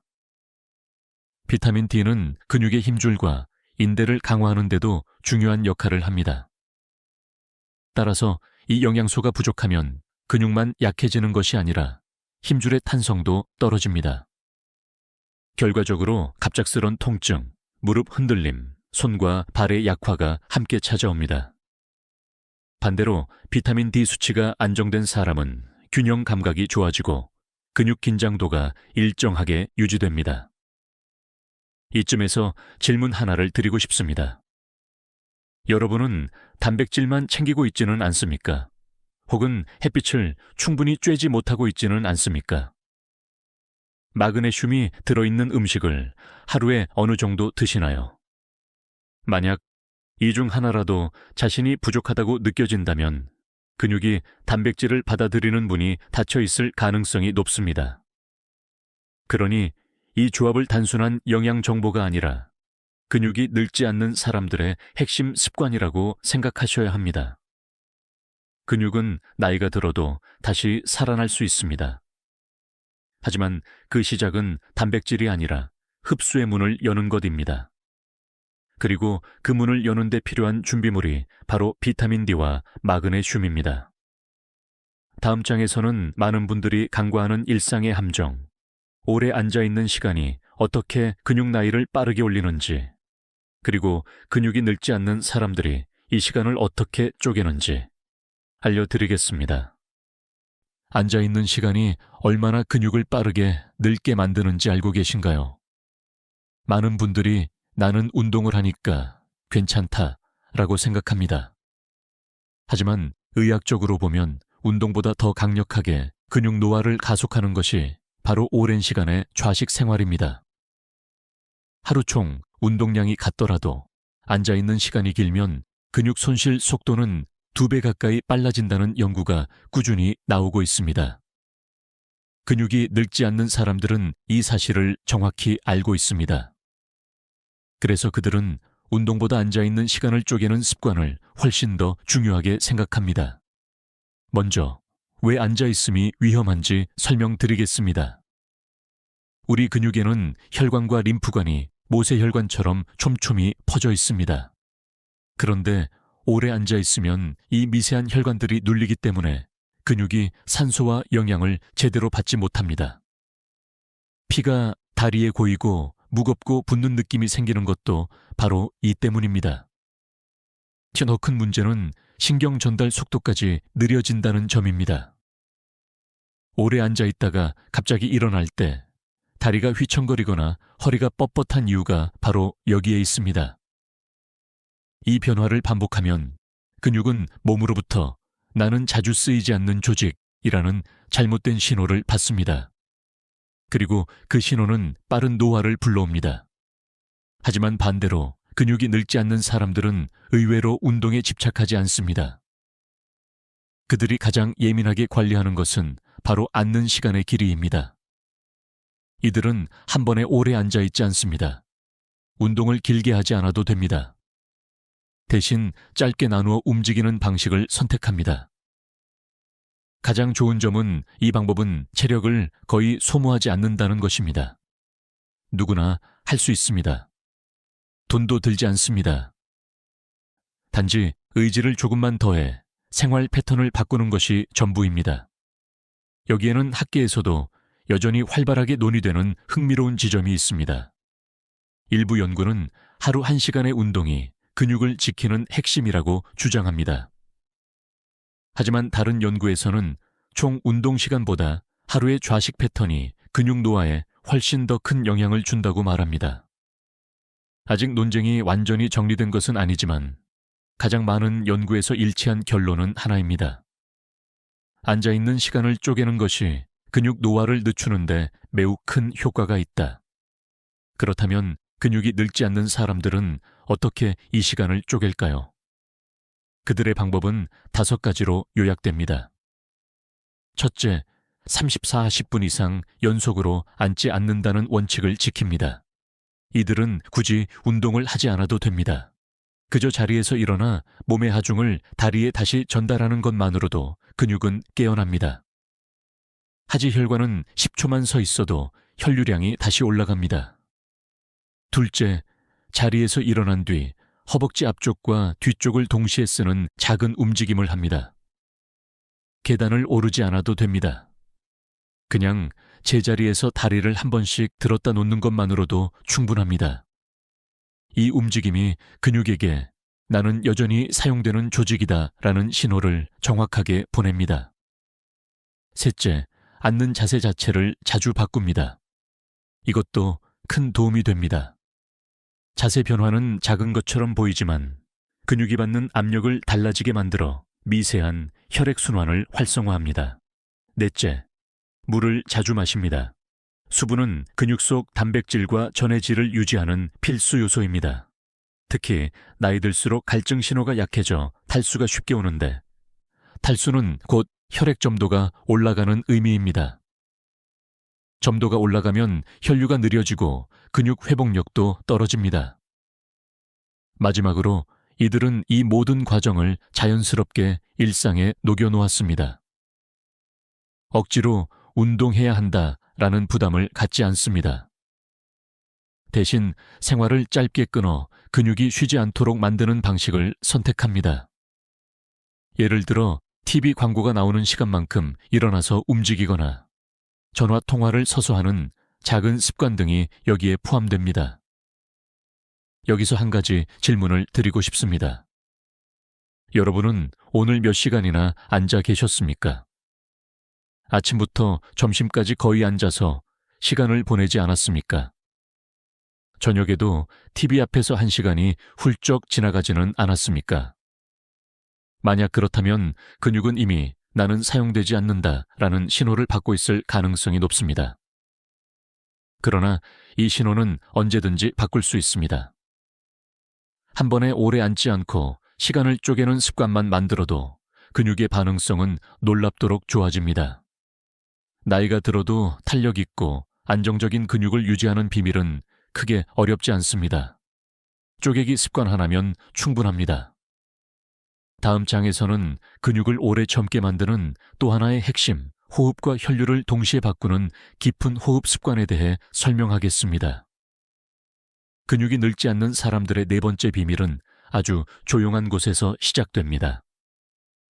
바로 하루 한 번의 깊은 호흡 습관입니다. 많은 분들이 호흡을 단순히 숨 쉬는 과정으로만 생각합니다. 하지만 의학적으로 보면 호흡은 근육의 혈류량, 긴장도, 회복 속도를 결정하는 중요한 생리작용입니다. 특히 60세 이후에는 호흡 패턴이 근육의 나이를 직접적으로 바꿉니다. 근육이 젊게 유지되는 사람들은 결코 힘든 운동만 하는 것이 아니라 몸속에서 근육을 되살리는 가장 기본적인 신호인 호흡을 정확하게 사용하고 있습니다. 먼저 왜 호흡이 근육과 깊이 연결되어 있는지 살펴보겠습니다. 우리 몸의 근육은 혈액을 통해 산소와 영양을 공급받습니다. 그런데 나이가 들면 호흡이 얕아지고 가슴 위쪽에서만 숨을 쉬는 패턴으로 바뀌기 쉽습니다. 이 얕은 호흡은 폐의 하부까지 공기를 보내지 못하여 산소 전달이 감소합니다. 산소가 부족하면 근육은 금방 피로해지고 회복 속도는 느려지며 근육세포는 효율적으로 작동하지 못합니다. 결과적으로 근육은 더 빨리 약해지고 통증과 떨림이 나타나기 쉬운 상태가 됩니다. 반대로 깊은 호흡은 근육 전체에 혈류를 강하게 밀어넣는 역할을 합니다. 흉곽과 횡격막이 크게 움직이며 복부까지 공기가 들어가게 되면 혈액의 산소 포화도가 증가합니다. 이 변화는 근육이 젊음을 유지하는 데 필수적인 과정입니다. 근육이 항상 충분히 공급받고 있다는 상태는 회복 속도를 높이고 긴장을 완화하며 근육의 탄력과 안정감을 지켜줍니다. 근육이 늙지 않는 사람들은 의식적으로 이 호흡을 하루에 몇 분이라도 실천합니다. 여기에는 의학적으로 매우 흥미로운 사실이 있습니다. 깊은 호흡은 단순히 산소를 늘리는 수준에 그치지 않습니다. 근육에 있는 모세혈관을 넓히고 신경 전달 속도까지 높이는 효과가 있습니다. 즉, 호흡 하나로 혈류와 신경 기능이 동시에 좋아지는 셈입니다. 이런 이유로 재활의학과 노인의학과에서는 근육 약화 환자에게 호흡법 교육을 가장 먼저 시행하기도 합니다. 이 부분에 대해 학계에서도 논쟁이 이어집니다. 일부 연구팀은 깊은 호흡이 신체 전체에 스트레스 호르몬을 낮추고 근육 회복을 촉진한다고 말합니다. 반면 다른 연구팀은 실제 근육량 변화에는 큰 영향을 미치지 않는다고 주장합니다. 하지만 많은 연구에서 공통된 점은 있습니다. 깊은 호흡이 근육 기능과 균형 감각을 개선해 근육이 느끼는 나이를 낮춘다는 사실입니다. 즉, 근육량 증가만이 근육의 젊음을 결정하는 것이 아니라 근육이 받는 혈류와 신경신호가 훨씬 더 중요하다는 것입니다. 그렇다면 근육이 늙지 않는 사람들은 어떤 방식의 호흡을 실천하고 있을까요? 크게 세 단계로 이루어집니다. 첫째, 4초 들이마시기입니다. 횡격막을 아래로 충분히 내리면서 코로 깊게 들이마십니다. 이때 배가 천천히 부풀어야 합니다. 이것이 폐 하부까지 산소가 들어가는 신호입니다. 둘째, 2초 멈추기입니다. 이 순간이 매우 중요합니다. 혈액이 산소를 충분히 받아들이는 시간이 바로 이 멈춤 사이입니다. 근육 속 모세 혈관이 열리고 혈류가 확장되며 근육이 긴장을 풀기 시작합니다. 셋째, 6초 내쉬기입니다. 천천히, 길게, 부드럽게. 이 과정에서 몸의 긴장이 자연스럽게 풀리고 과도한 교감신경이 줄어들어 근육의 안정 상태가 만들어집니다. 이 세 단계만 하루 3번 반복해도 근육은 달라집니다. 아침에 일어나 몸이 무거운 분들, 오후가 되면 다리가 쉽게 붓는 분들, 조금만 걸어도 허벅지가 피로해지는 분들은 이 호흡 습관을 실천하면 눈에 띄는 변화를 경험할 가능성이 매우 높습니다. 조금 특별한 사실을 하나 더 말씀드리겠습니다. 깊은 호흡은 복부 근육과 허리 근육을 동시에 깨우는 효과가 있습니다. 의학적으로는 횡격막 호흡이라고 불리며 이 호흡을 잘하는 사람들은 허리 통증이 적습니다. 근육이 늙지 않는 사람들은 호흡 하나로도 허벅지와 허리의 안정성을 동시에 챙깁니다. 여기서 스스로에게 질문해 보십시오. 오늘 하루 동안 깊은 호흡을 몇 번이나 했습니까? 숨을 깊게 들이마셔 본 적이 기억나십니까? 혹시 얕은 가슴 호흡을 계속 반복하고 있지는 않습니까? 만약 그렇다면 근육은 늘 산소 부족 상태로 지내고 있었을 가능성이 큽니다. 이 습관 하나만 바꿔도 근육이 느끼는 피로는 크게 줄어듭니다. 근육이 늙지 않는 사람들은 결코 특별한 운동만 하는 것이 아닙니다. 몸이 살아나기 위한 호흡의 리듬을 정확히 알고 있습니다. 다음 장에서는 많은 사람들이 의외로 모르고 있는 근육의 흔적, 밤마다 반복되는 보이지 않는 위험 습관에 대해 설명드리겠습니다. 근육이 늙지 않는 사람들의 5번째 비밀을 이야기하기 전에 많은 분들이 거의 의식하지 못한 채 반복하는 한 가지 습관을 먼저 짚고 넘어가야 합니다. 바로 밤마다 근육을 조용히 망가뜨리는 행동입니다. 낮 동안 아무리 좋은 운동을 하고 단백질을 챙기고 스트레칭을 실천하더라도 잠들기 전 이 습관 하나를 반복한다면 근육은 밤새 회복하지 못하고 오히려 더 약해집니다. 하지만 대부분의 분들은 이 사실을 전혀 모른 채 수년, 어떤 분들은 수십 년 동안 같은 실수를 반복하고 있습니다. 이 습관의 가장 큰 문제는 당장 눈에 띄는 통증이나 증상이 없다는 점입니다. 그래서 더 위험합니다. 근육은 소리 없이 약해지고 다음날 아침 무겁고 느린 몸으로 그 흔적을 남기기 시작합니다. 그리고 이 패턴이 누적되면 어느 순간 계단이 갑자기 힘들어지고 허벅지가 쉽게 떨리고 균형감이 약해져 넘어지는 위험이 커집니다. 그렇다면 문제의 행동은 무엇일까요? 바로 늦은 저녁에 잘못된 앉은 자세와 스마트폰 사용입니다. 이 두 가지는 마치 한 쌍처럼 붙어 다니며 근육을 노화시키는 가장 강력한 조합이 됩니다. 먼저 저녁 시간에 잘못된 자세는 하루 중 가장 오랫동안 지속되기 쉽습니다. 저녁에는 몸이 피곤하고 의식이 느슨해지며 자극이 적습니다. 이때 많은 분들이 소파에 깊게 파묻히거나 침대에서 등을 구부린 자세로 비스듬히 기대어 앉거나 목을 앞으로 숙인 자세로 스마트폰을 들여다보게 됩니다. 문제는 이때입니다. 이 자세는 허벅지 앞쪽의 대퇴근, 엉덩이 근육, 허리 주변의 기립근, 그리고 복부 심부 근육까지 동시에 기능을 낮춥니다. 이 근육들이 약해지면 어떤 일이 발생할까요? 바로 근육의 야간 회복 기능이 떨어지는 것입니다. 근육은 잠을 자는 동안 회복하고 재생합니다. 그런데 나쁜 자세로 오랫동안 앉아 있다가 잠자리에 들면 근육은 이미 경직되고 혈류가 떨어진 상태로 밤을 시작하게 됩니다. 이를 의학적으로는 야간 혈류 저하 상태라고 부릅니다. 혈류가 떨어지면 근육세포는 회복 신호를 제대로 받지 못하고 미세한 손상은 다음 날로 이어져 만성 피로로 변합니다. 다음 날 아침 몸이 무겁고 기운이 없고 다리가 힘이 빠지는 것처럼 느껴지는 이유가 바로 이 상태 때문입니다. 여기에는 한 가지 독특한 과학적 사실이 숨어 있습니다. 늦은 저녁에 잘못된 자세는 단순히 근육만 약하게 만드는 것이 아니라 근육을 조절하는 신경의 반응 속도까지 떨어뜨립니다. 즉, 근육이 신경으로부터 지시를 받는 속도가 느려지고 이로 인해 움직임이 둔해지며 균형감이 떨어지는 것입니다. 특히 60세 이후에는 신경 반응 속도가 근육의 느린 움직임과 직결되기 때문에 이 변화가 더 뚜렷합니다. 이 문제를 두고 학계에서도 논쟁이 있습니다.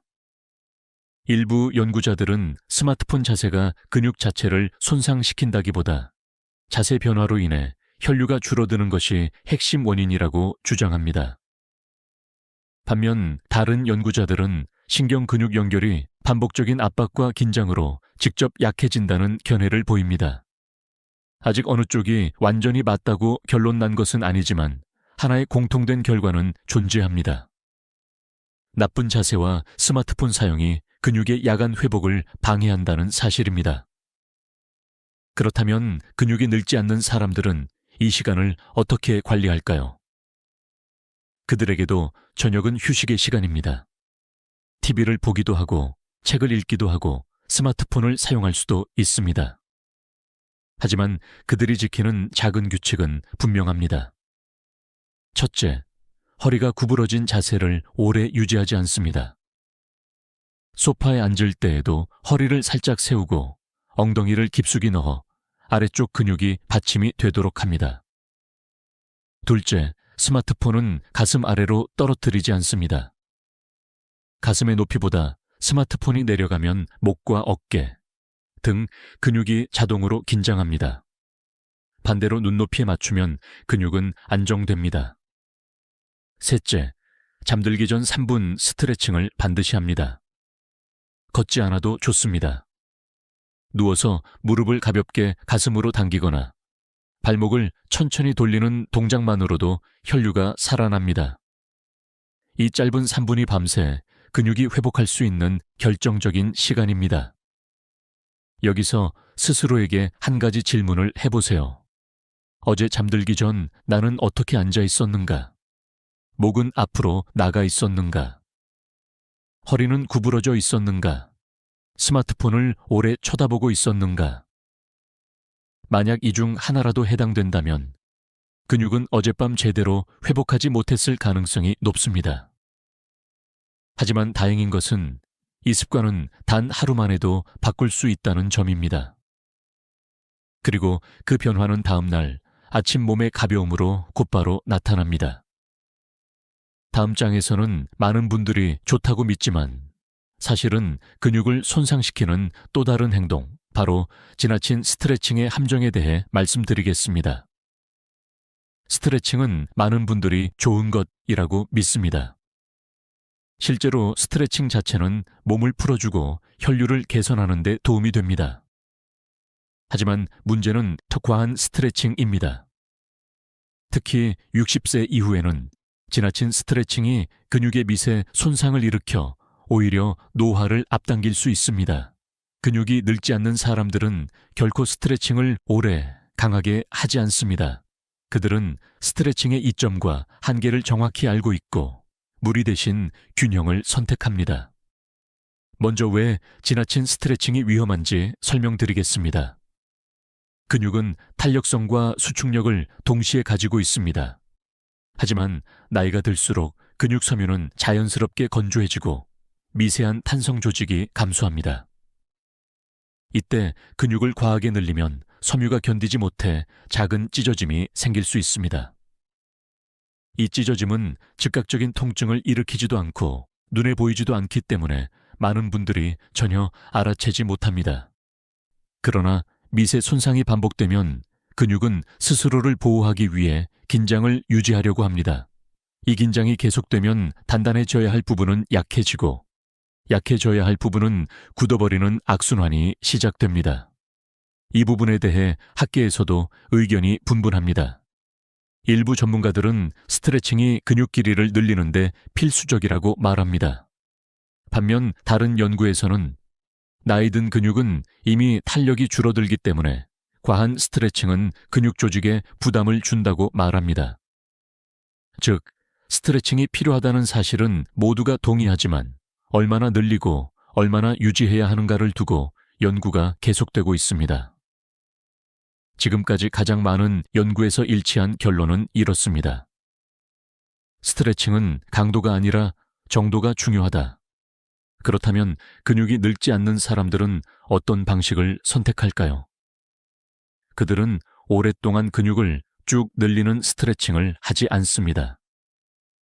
대신 다음 3가지 원칙을 지킵니다. 첫째, 10초 이내의 짧은 늘림입니다. 근육이 긴장된 상태에서 길게 늘리는 것은 위험합니다. 짧게 당기고 바로 풀어주는 방식이 고령 근육에게는 가장 안전하고 효과적입니다. 둘째, 동적인 움직임을 포함합니다. 근육이 완전히 고정된 상태에서 늘어나는 것은 압력을 증가시킵니다. 반면 가벼운 회전, 흔들기, 부드러운 흔들림은 근육이 자연스럽게 열리게 만듭니다. 예를 들어 허벅지를 늘릴 때 다리를 가볍게 흔들며 풀어주는 것이 정적인 스트레칭보다 안전합니다. 셋째, 통증이 느껴지는 지점, 바로 전에서 멈춥니다. 많은 분들이 아픈 지점까지 늘려야 잘 풀린다고 잘못 알고 있습니다.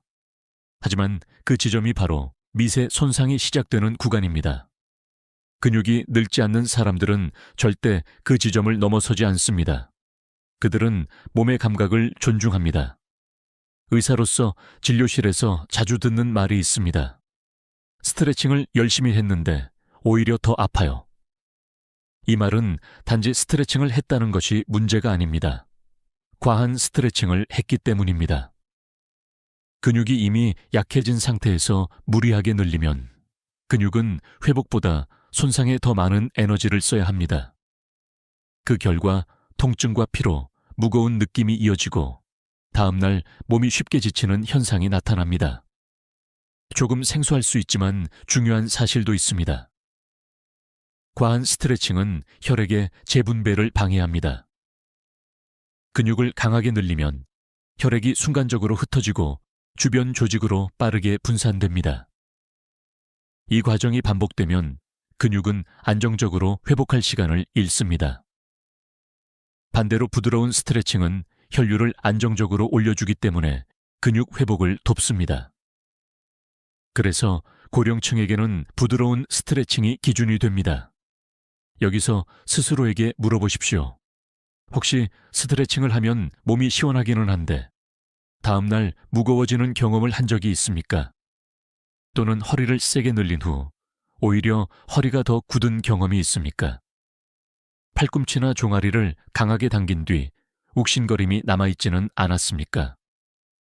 만약 이런 경험이 있다면 스트레칭이 문제였던 것이 아니라 스트레칭의 강도가 문제였을 가능성이 매우 높습니다. 근육이 늙지 않는 사람들은 이렇게 말합니다. 스트레칭은 세게가 아니라 부드럽게 해야 한다.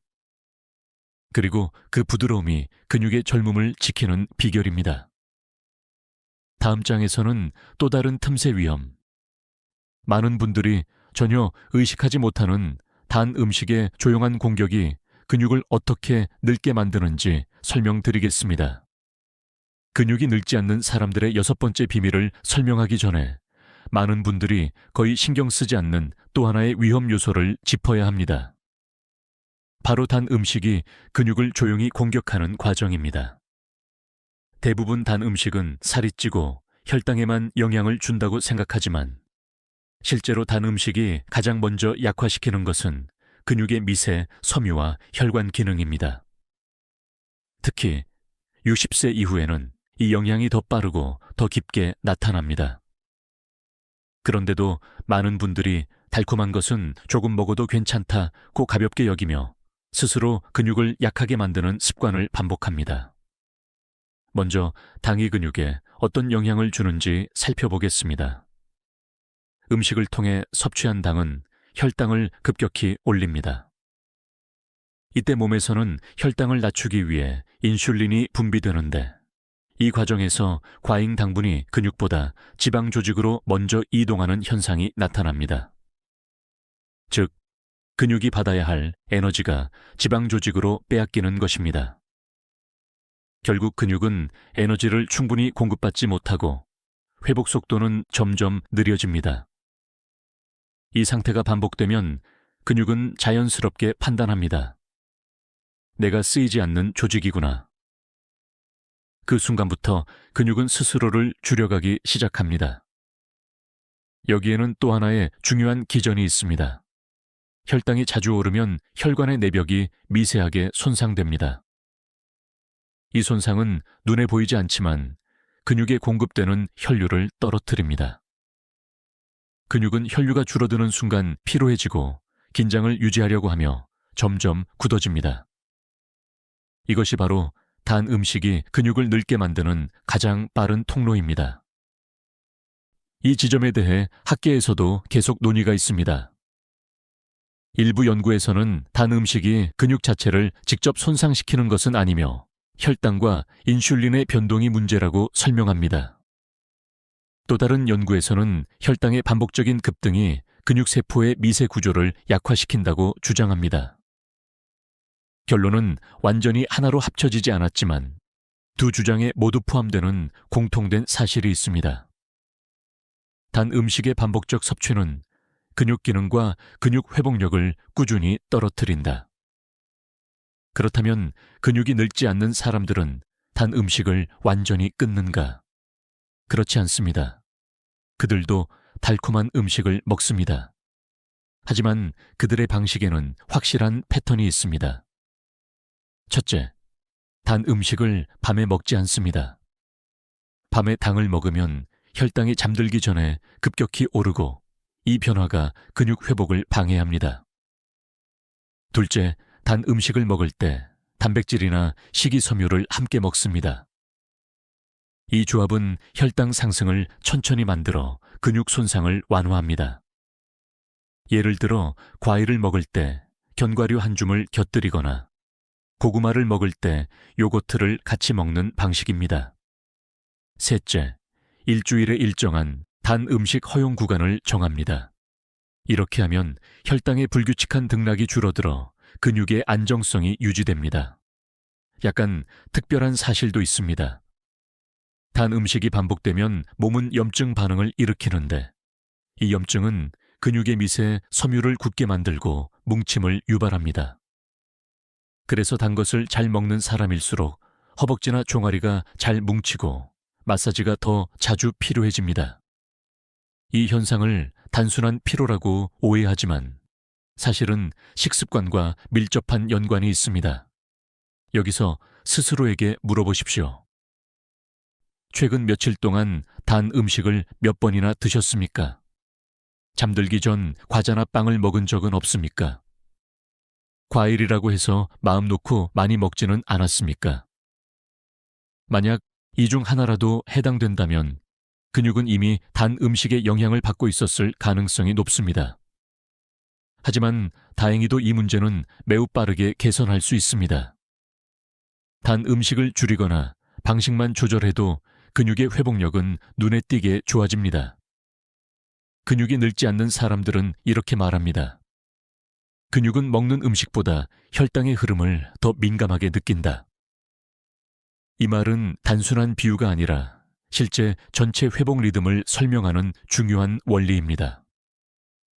다음 장에서는 근육이 늙는 또 하나의 큰 함정, 바로 탈수와 저염식의 역효과가 왜 근육 노화를 가속하는지 구체적으로 설명드리겠습니다. 근육이 늙지 않는 사람들의 7번째 습관을 설명하기 전에 많은 분들이 건강에 좋다고 믿고 실천하는 2가지 행동이 오히려 근육을 빠르게 늙게 만드는 중요한 원인을 짚어야 합니다. 바로 숨은 탈수와 과한 저염식입니다.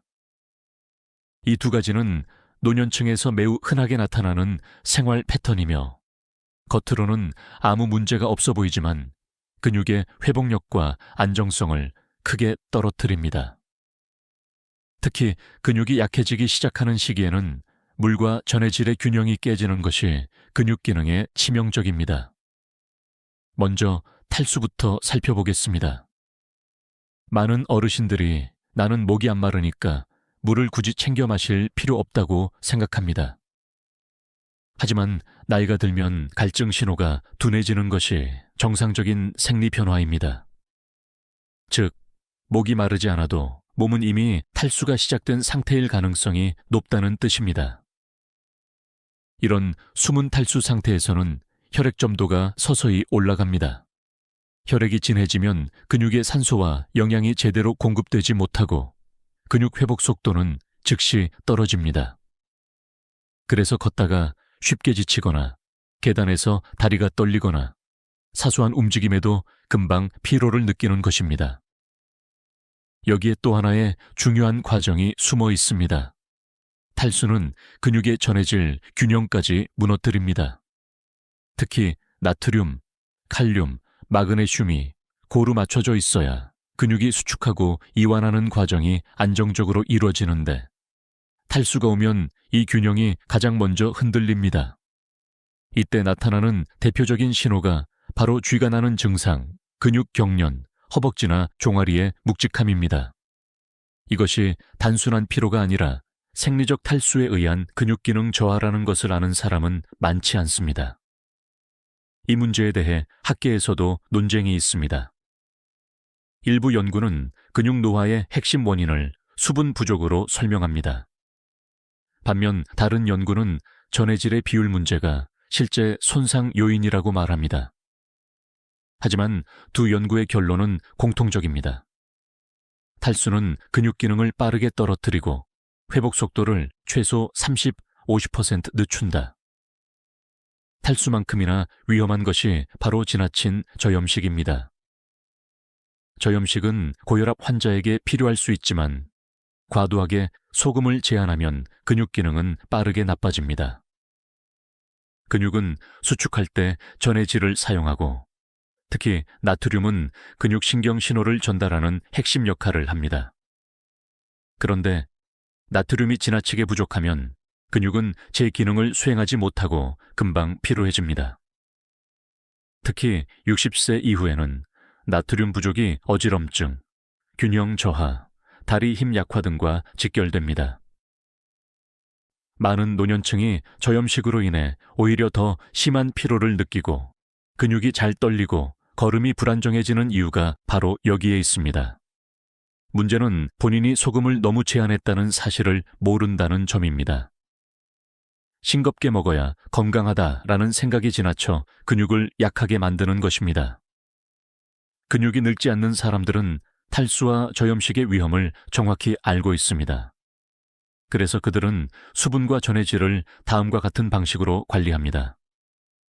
첫째, 물을 몰아서 마시지 않고 하루 종일 조금씩 나누어 마십니다. 이 방식이 혈액 점도를 가장 안정적으로 유지합니다. 둘째, 지나친 저염식 대신 적정 염분을 확보합니다. 음식이 너무 싱겁게 느껴지면 약간의 소금을 더하는 것이 오히려 몸에 이롭습니다. 특히 땀이 많이 나는 날, 걷기나 가벼운 운동을 한 날은 더 중요합니다. 셋째, 마그네슘과 칼륨이 많은 음식을 자연스럽게 포함합니다. 시금치, 콩류, 바나나, 토마토, 견과류 등은 근육 전해질 균형을 유지하는 데 큰 도움이 됩니다. 여기서 스스로에게 물어보십시오. 오늘 물을 몇 잔 마셨습니까? 싱겁게 먹는다고 자신하지만 혹시 지나친 제한을 하고 있지는 않습니까? 최근 다리가 자주 떨리거나 쥐가 난 적은 없습니까? 만약 하나라도 해당된다면 근육이 느끼는 나이는 실제 나이보다 훨씬 더 앞서가 있었을 가능성이 큽니다. 하지만 좋은 소식도 있습니다. 수분과 염분은 바로 조절할 수 있는 요소이며 그 효과는 대부분 하루 이틀이면 나타납니다. 근육이 늙지 않는 사람들의 핵심은 복잡한 운동이 아니라 이런 섬세한 균형을 꾸준히 유지하는 데 있습니다. 다음 장에서는 지금까지의 모든 좋은 습관을 하나로 묶어 근육이 젊은 사람들에게서 공통적으로 발견되는 정서적 안정과 회복의 패턴을 설명해 드리겠습니다. 지금까지 근육이 늙지 않는 사람들의 7가지 습관을 하나씩 살펴보았습니다. 이제 그들의 생활을 조금 다른 각도에서 바라보겠습니다. 근육이 젊게 유지되는 사람들에게는 단순한 신체 습관 외에도 한 가지 공통된 특징이 있습니다. 바로 정서적 안정입니다. 이 정서적 안정은 허공에 떠 있는 감정이 아니라 실제로 근육의 회복과 기능을 바꾸는 생리적 요소입니다. 근육은 단순한 조직이 아니라 우리 감정과 신경, 호흡, 혈류의 영향을 모두 받는 살아있는 구조물이기 때문입니다. 먼저 왜 정서가 근육과 연결되어 있는지 설명드리겠습니다. 몸은 스트레스를 받으면 교감신경이 활성화됩니다. 교감신경이 활성화되면 혈관은 수축하고 근육은 긴장하고 회복 과정은 잠시 멈춥니다. 반대로 정서적으로 안정된 상태에서는 부교감신경이 활성화되어 혈관이 부드럽게 열리고 근육은 회복 모드로 전환됩니다. 이 변환 과정이 근육의 생명력과 매우 깊은 관련이 있습니다. 즉, 마음의 상태는 근육이 하루 동안 얼마나 회복하느냐를 결정하는 중요한 신호입니다. 이와 관련해 과학적으로도 흥미로운 연구가 있습니다. 어떤 연구팀은 불안감이 높은 사람과 낮은 사람의 근육 회복 속도를 비교했는데 불안감이 높은 사람들은 운동 후 회복 속도가 평균 30% 이상 느렸습니다. 또 다른 연구에서는 스트레스가 많은 날에는 근육이 긴장을 스스로 풀지 못해 섭취한 영양소의 흡수가 떨어지고 혈류 개선 효과도 크게 줄어든다는 결과가 나왔습니다. 여기서 많은 학자들이 합의한 결론이 있습니다. 정서적 안정은 근육의 젊음을 지키는 데 있어 결코 무시할 수 없는 요소라는 것입니다. 그렇다면 근육이 늙지 않는 사람들은 어떤 정서적 습관을 가지고 있을까요? 이들은 큰 목표에 집착하지 않습니다. 대신 작은 실천을 꾸준히 쌓아나가는 방식을 선택합니다. 그들은 자기 몸을 몰아붙이지 않으며 오늘 조금 부족했더라도 스스로를 비난하지 않습니다. 몸을 회복시키는 데 있어 가장 큰 적은 완벽주의라는 사실을 그들은 알고 있습니다. 또한 이들은 생활 속에서 다음과 같은 정서 패턴을 자연스럽게 갖고 있습니다. 첫째, 몸을 관찰하는 습관입니다. 오늘은 다리가 무겁구나. 오늘은 허벅지가 잘 움직이는구나. 오늘은 허리가 조금 피곤하구나. 이런 몸의 작은 신호를 듣는 능력이 근육을 지키는 첫 걸음입니다. 둘째, 작은 회복을 기뻐하는 습관입니다. 걷는 속도가 조금만 빨라져도, 아침에 허리가 조금 덜 뻣뻣해도, 종아리 부기가 줄어들어도 그들은 그 변화를 소중하게 여깁니다. 이 작은 기쁨이 부교감 신경을 활성화하고 근육 회복 속도를 높입니다. 셋째, 부담을 줄이는 선택을 합니다. 과한 운동을 하지 않고 너무 강한 스트레칭을 하지 않고 몸이 보내는 경고를 무시하지 않습니다. 이 균형 잡힌 태도는 근육이 긴장을 벗어나 자연스럽게 회복하도록 만드는 토대입니다. 여기에는 조금 의외일 수 있는 사실도 있습니다. 근육 기능이 좋은 사람들은 대부분 수면 직전에 정서를 안정시키는 루틴을 가지고 있습니다. 짧은 호흡, 조용한 스트레칭, 혹은 짧은 감사나 회상. 이런 정서적 루틴은 몸이 회복 모드에 들어가는 신호가 되며 밤새 근육이 다시 살아나는 과정에 큰 도움을 줍니다. 여기서 한 가지 질문을 드리고 싶습니다. 여러분은 밤에 잠들기 직전 어떤 상태였습니까? 몸은 긴장해 있었습니까? 마음은 분주했습니까? 생각이 많아서 몸이 편안하지 않았습니까? 만약 그렇다면 근육은 그 순간부터 이미 회복이 어려운 상태였을 가능성이 높습니다. 근육은 마음의 흔들림을 그대로 느끼고 긴장을 통해 신호를 보내기 때문입니다. 하지만 다행입니다. 정서적 안정은 어렵지 않습니다. 조금만 의식해도 몸은 달라집니다. 근육이 늙지 않는 사람들의 비밀은 거창한 운동이나 특별한 약이 아니라 몸과 마음이 편안하게 호흡할 수 있도록 만드는 작은 정서적 루틴에 있습니다. 다음 장에서는 지금까지 말씀드린 7가지 습관을 모두 하나의 흐름으로 엮어 오늘부터 바로 실천할 수 있는 근육 회복 루틴으로 정리해 드리겠습니다. 지금까지 살펴본 7가지 습관은 각각 따로 존재하는 것처럼 보이지만 실제로는 하나의 흐름으로 이어져 있습니다. 근육이 늙지 않는 사람들은 이 습관들을 억지로 실천하지 않습니다. 대신 자신의 하루 리듬 속에 자연스럽게 녹여두고 몸이 보내는 신호에 따라 조절합니다. 이제 그 흐름을 하나의 루틴으로 묶어보겠습니다. 이 루틴은 60세 이후 근육을 지키기 위한 가장 단순하면서도 가장 실용적인 체계입니다. 특별한 운동 능력도 장비도 많은 시간도 필요하지 않습니다. 중요한 것은 순서와 리듬입니다. 먼저 아침입니다. 근육이 잠에서 깨어나는 시기는 하루 중 가장 중요한 회복 준비 시간입니다.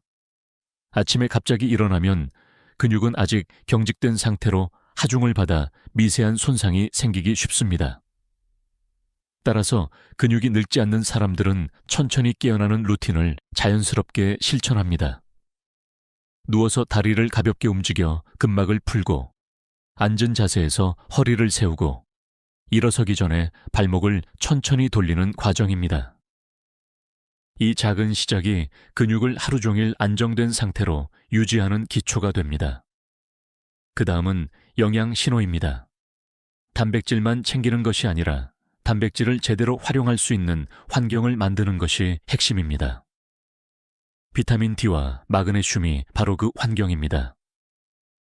햇빛을 10분만 받아도 근육의 반응성은 달라지고 마그네슘이 포함된 음식을 소량이라도 먹으면 근육은 단백질을 더 효율적으로 흡수합니다. 근육이 젊게 유지되는 사람들은 이 영양 신호를 꾸준히 유지합니다. 어렵지 않습니다. 단지 단백질과 함께 흡수를 돕는 조합을 챙긴다는 단순한 원리를 이해하고 있을 뿐입니다. 오전과 오후의 핵심은 바로 앉아있는 시간을 쪼개는 것입니다. 근육은 움직이지 않으면 빠르게 노화 신호를 받습니다. 30분마다 자리에서 일어나 한 번만 움직여도 충분합니다. 제자리에서 다리를 들었다 놓는 동작, 발끝과 발뒤꿈치를 번갈아 누르는 동작 등은 혈류를 즉시 회복시키고 근육이 사용되는 조직임을 인식하게 합니다. 근육이 늙지 않는 사람들은 하루에 수십 번씩 이런 작은 움직임을 반복합니다. 이것이 근육 회복의 리듬을 유지하는 핵심입니다. 그 다음으로 중요한 것은 호흡입니다. 깊게 들이마시고 잠시 멈추고 길게 내쉬는 호흡은 근육과 신경계의 안정성을 회복시킵니다. 이 호흡이 하루에 몇 번만 반복되어도 근육과 혈류는 완전히 새로운 리듬을 갖게 됩니다. 특히 오후에 피로가 쌓이는 시간에 이 호흡을 하면 근육의 산소 공급이 즉시 개선되고 긴장 상태가 완화됩니다. 근육이 늙지 않는 사람들은 이 호흡을 의식적으로 반복합니다. 저녁 시간의 핵심은 자세의 균형입니다.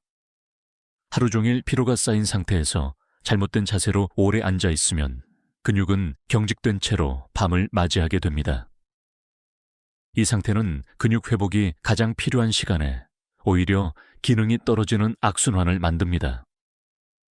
근육이 젊은 사람들은 허리를 구부린 자세로 오래 있지 않고 스마트폰을 사용할 때도 목과 허리를 안정된 위치에 둡니다. 그리고 잠들기 전 3분 스트레칭으로 혈류를 깨우고 근육을 회복 모드로 전환합니다. 마지막으로 단 음식과 수분, 염분의 조절입니다. 단 음식은 혈당의 급등을 만들어 미세한 근섬유 손상과 혈관 노화를 불러옵니다. 근육이 젊은 사람들은 단 음식을 제한하는 것이 아니라 시간과 조합을 조절합니다. 밤에는 먹지 않고 먹을 때는 단백질이나 식이섬유와 함께 섭취해 혈당의 변화를 완만하게 만듭니다. 또한 물과 전해질의 균형을 유지해서 근육이 안정적인 환경에서 회복할 수 있도록 돕습니다. 이 모든 과정을 하나로 묶어보면 근육은 다음과 같은 신호를 받습니다. 나는 여전히 사용되는 조직이다. 나는 충분한 영향을 받고 있다. 나는 회복할 수 있는 환경에 있다.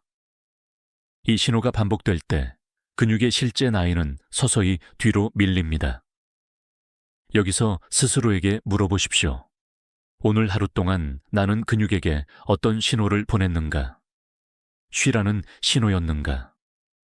아니면 살라는 신호였는가? 근육은 여러분의 선택을 듣고 있습니다.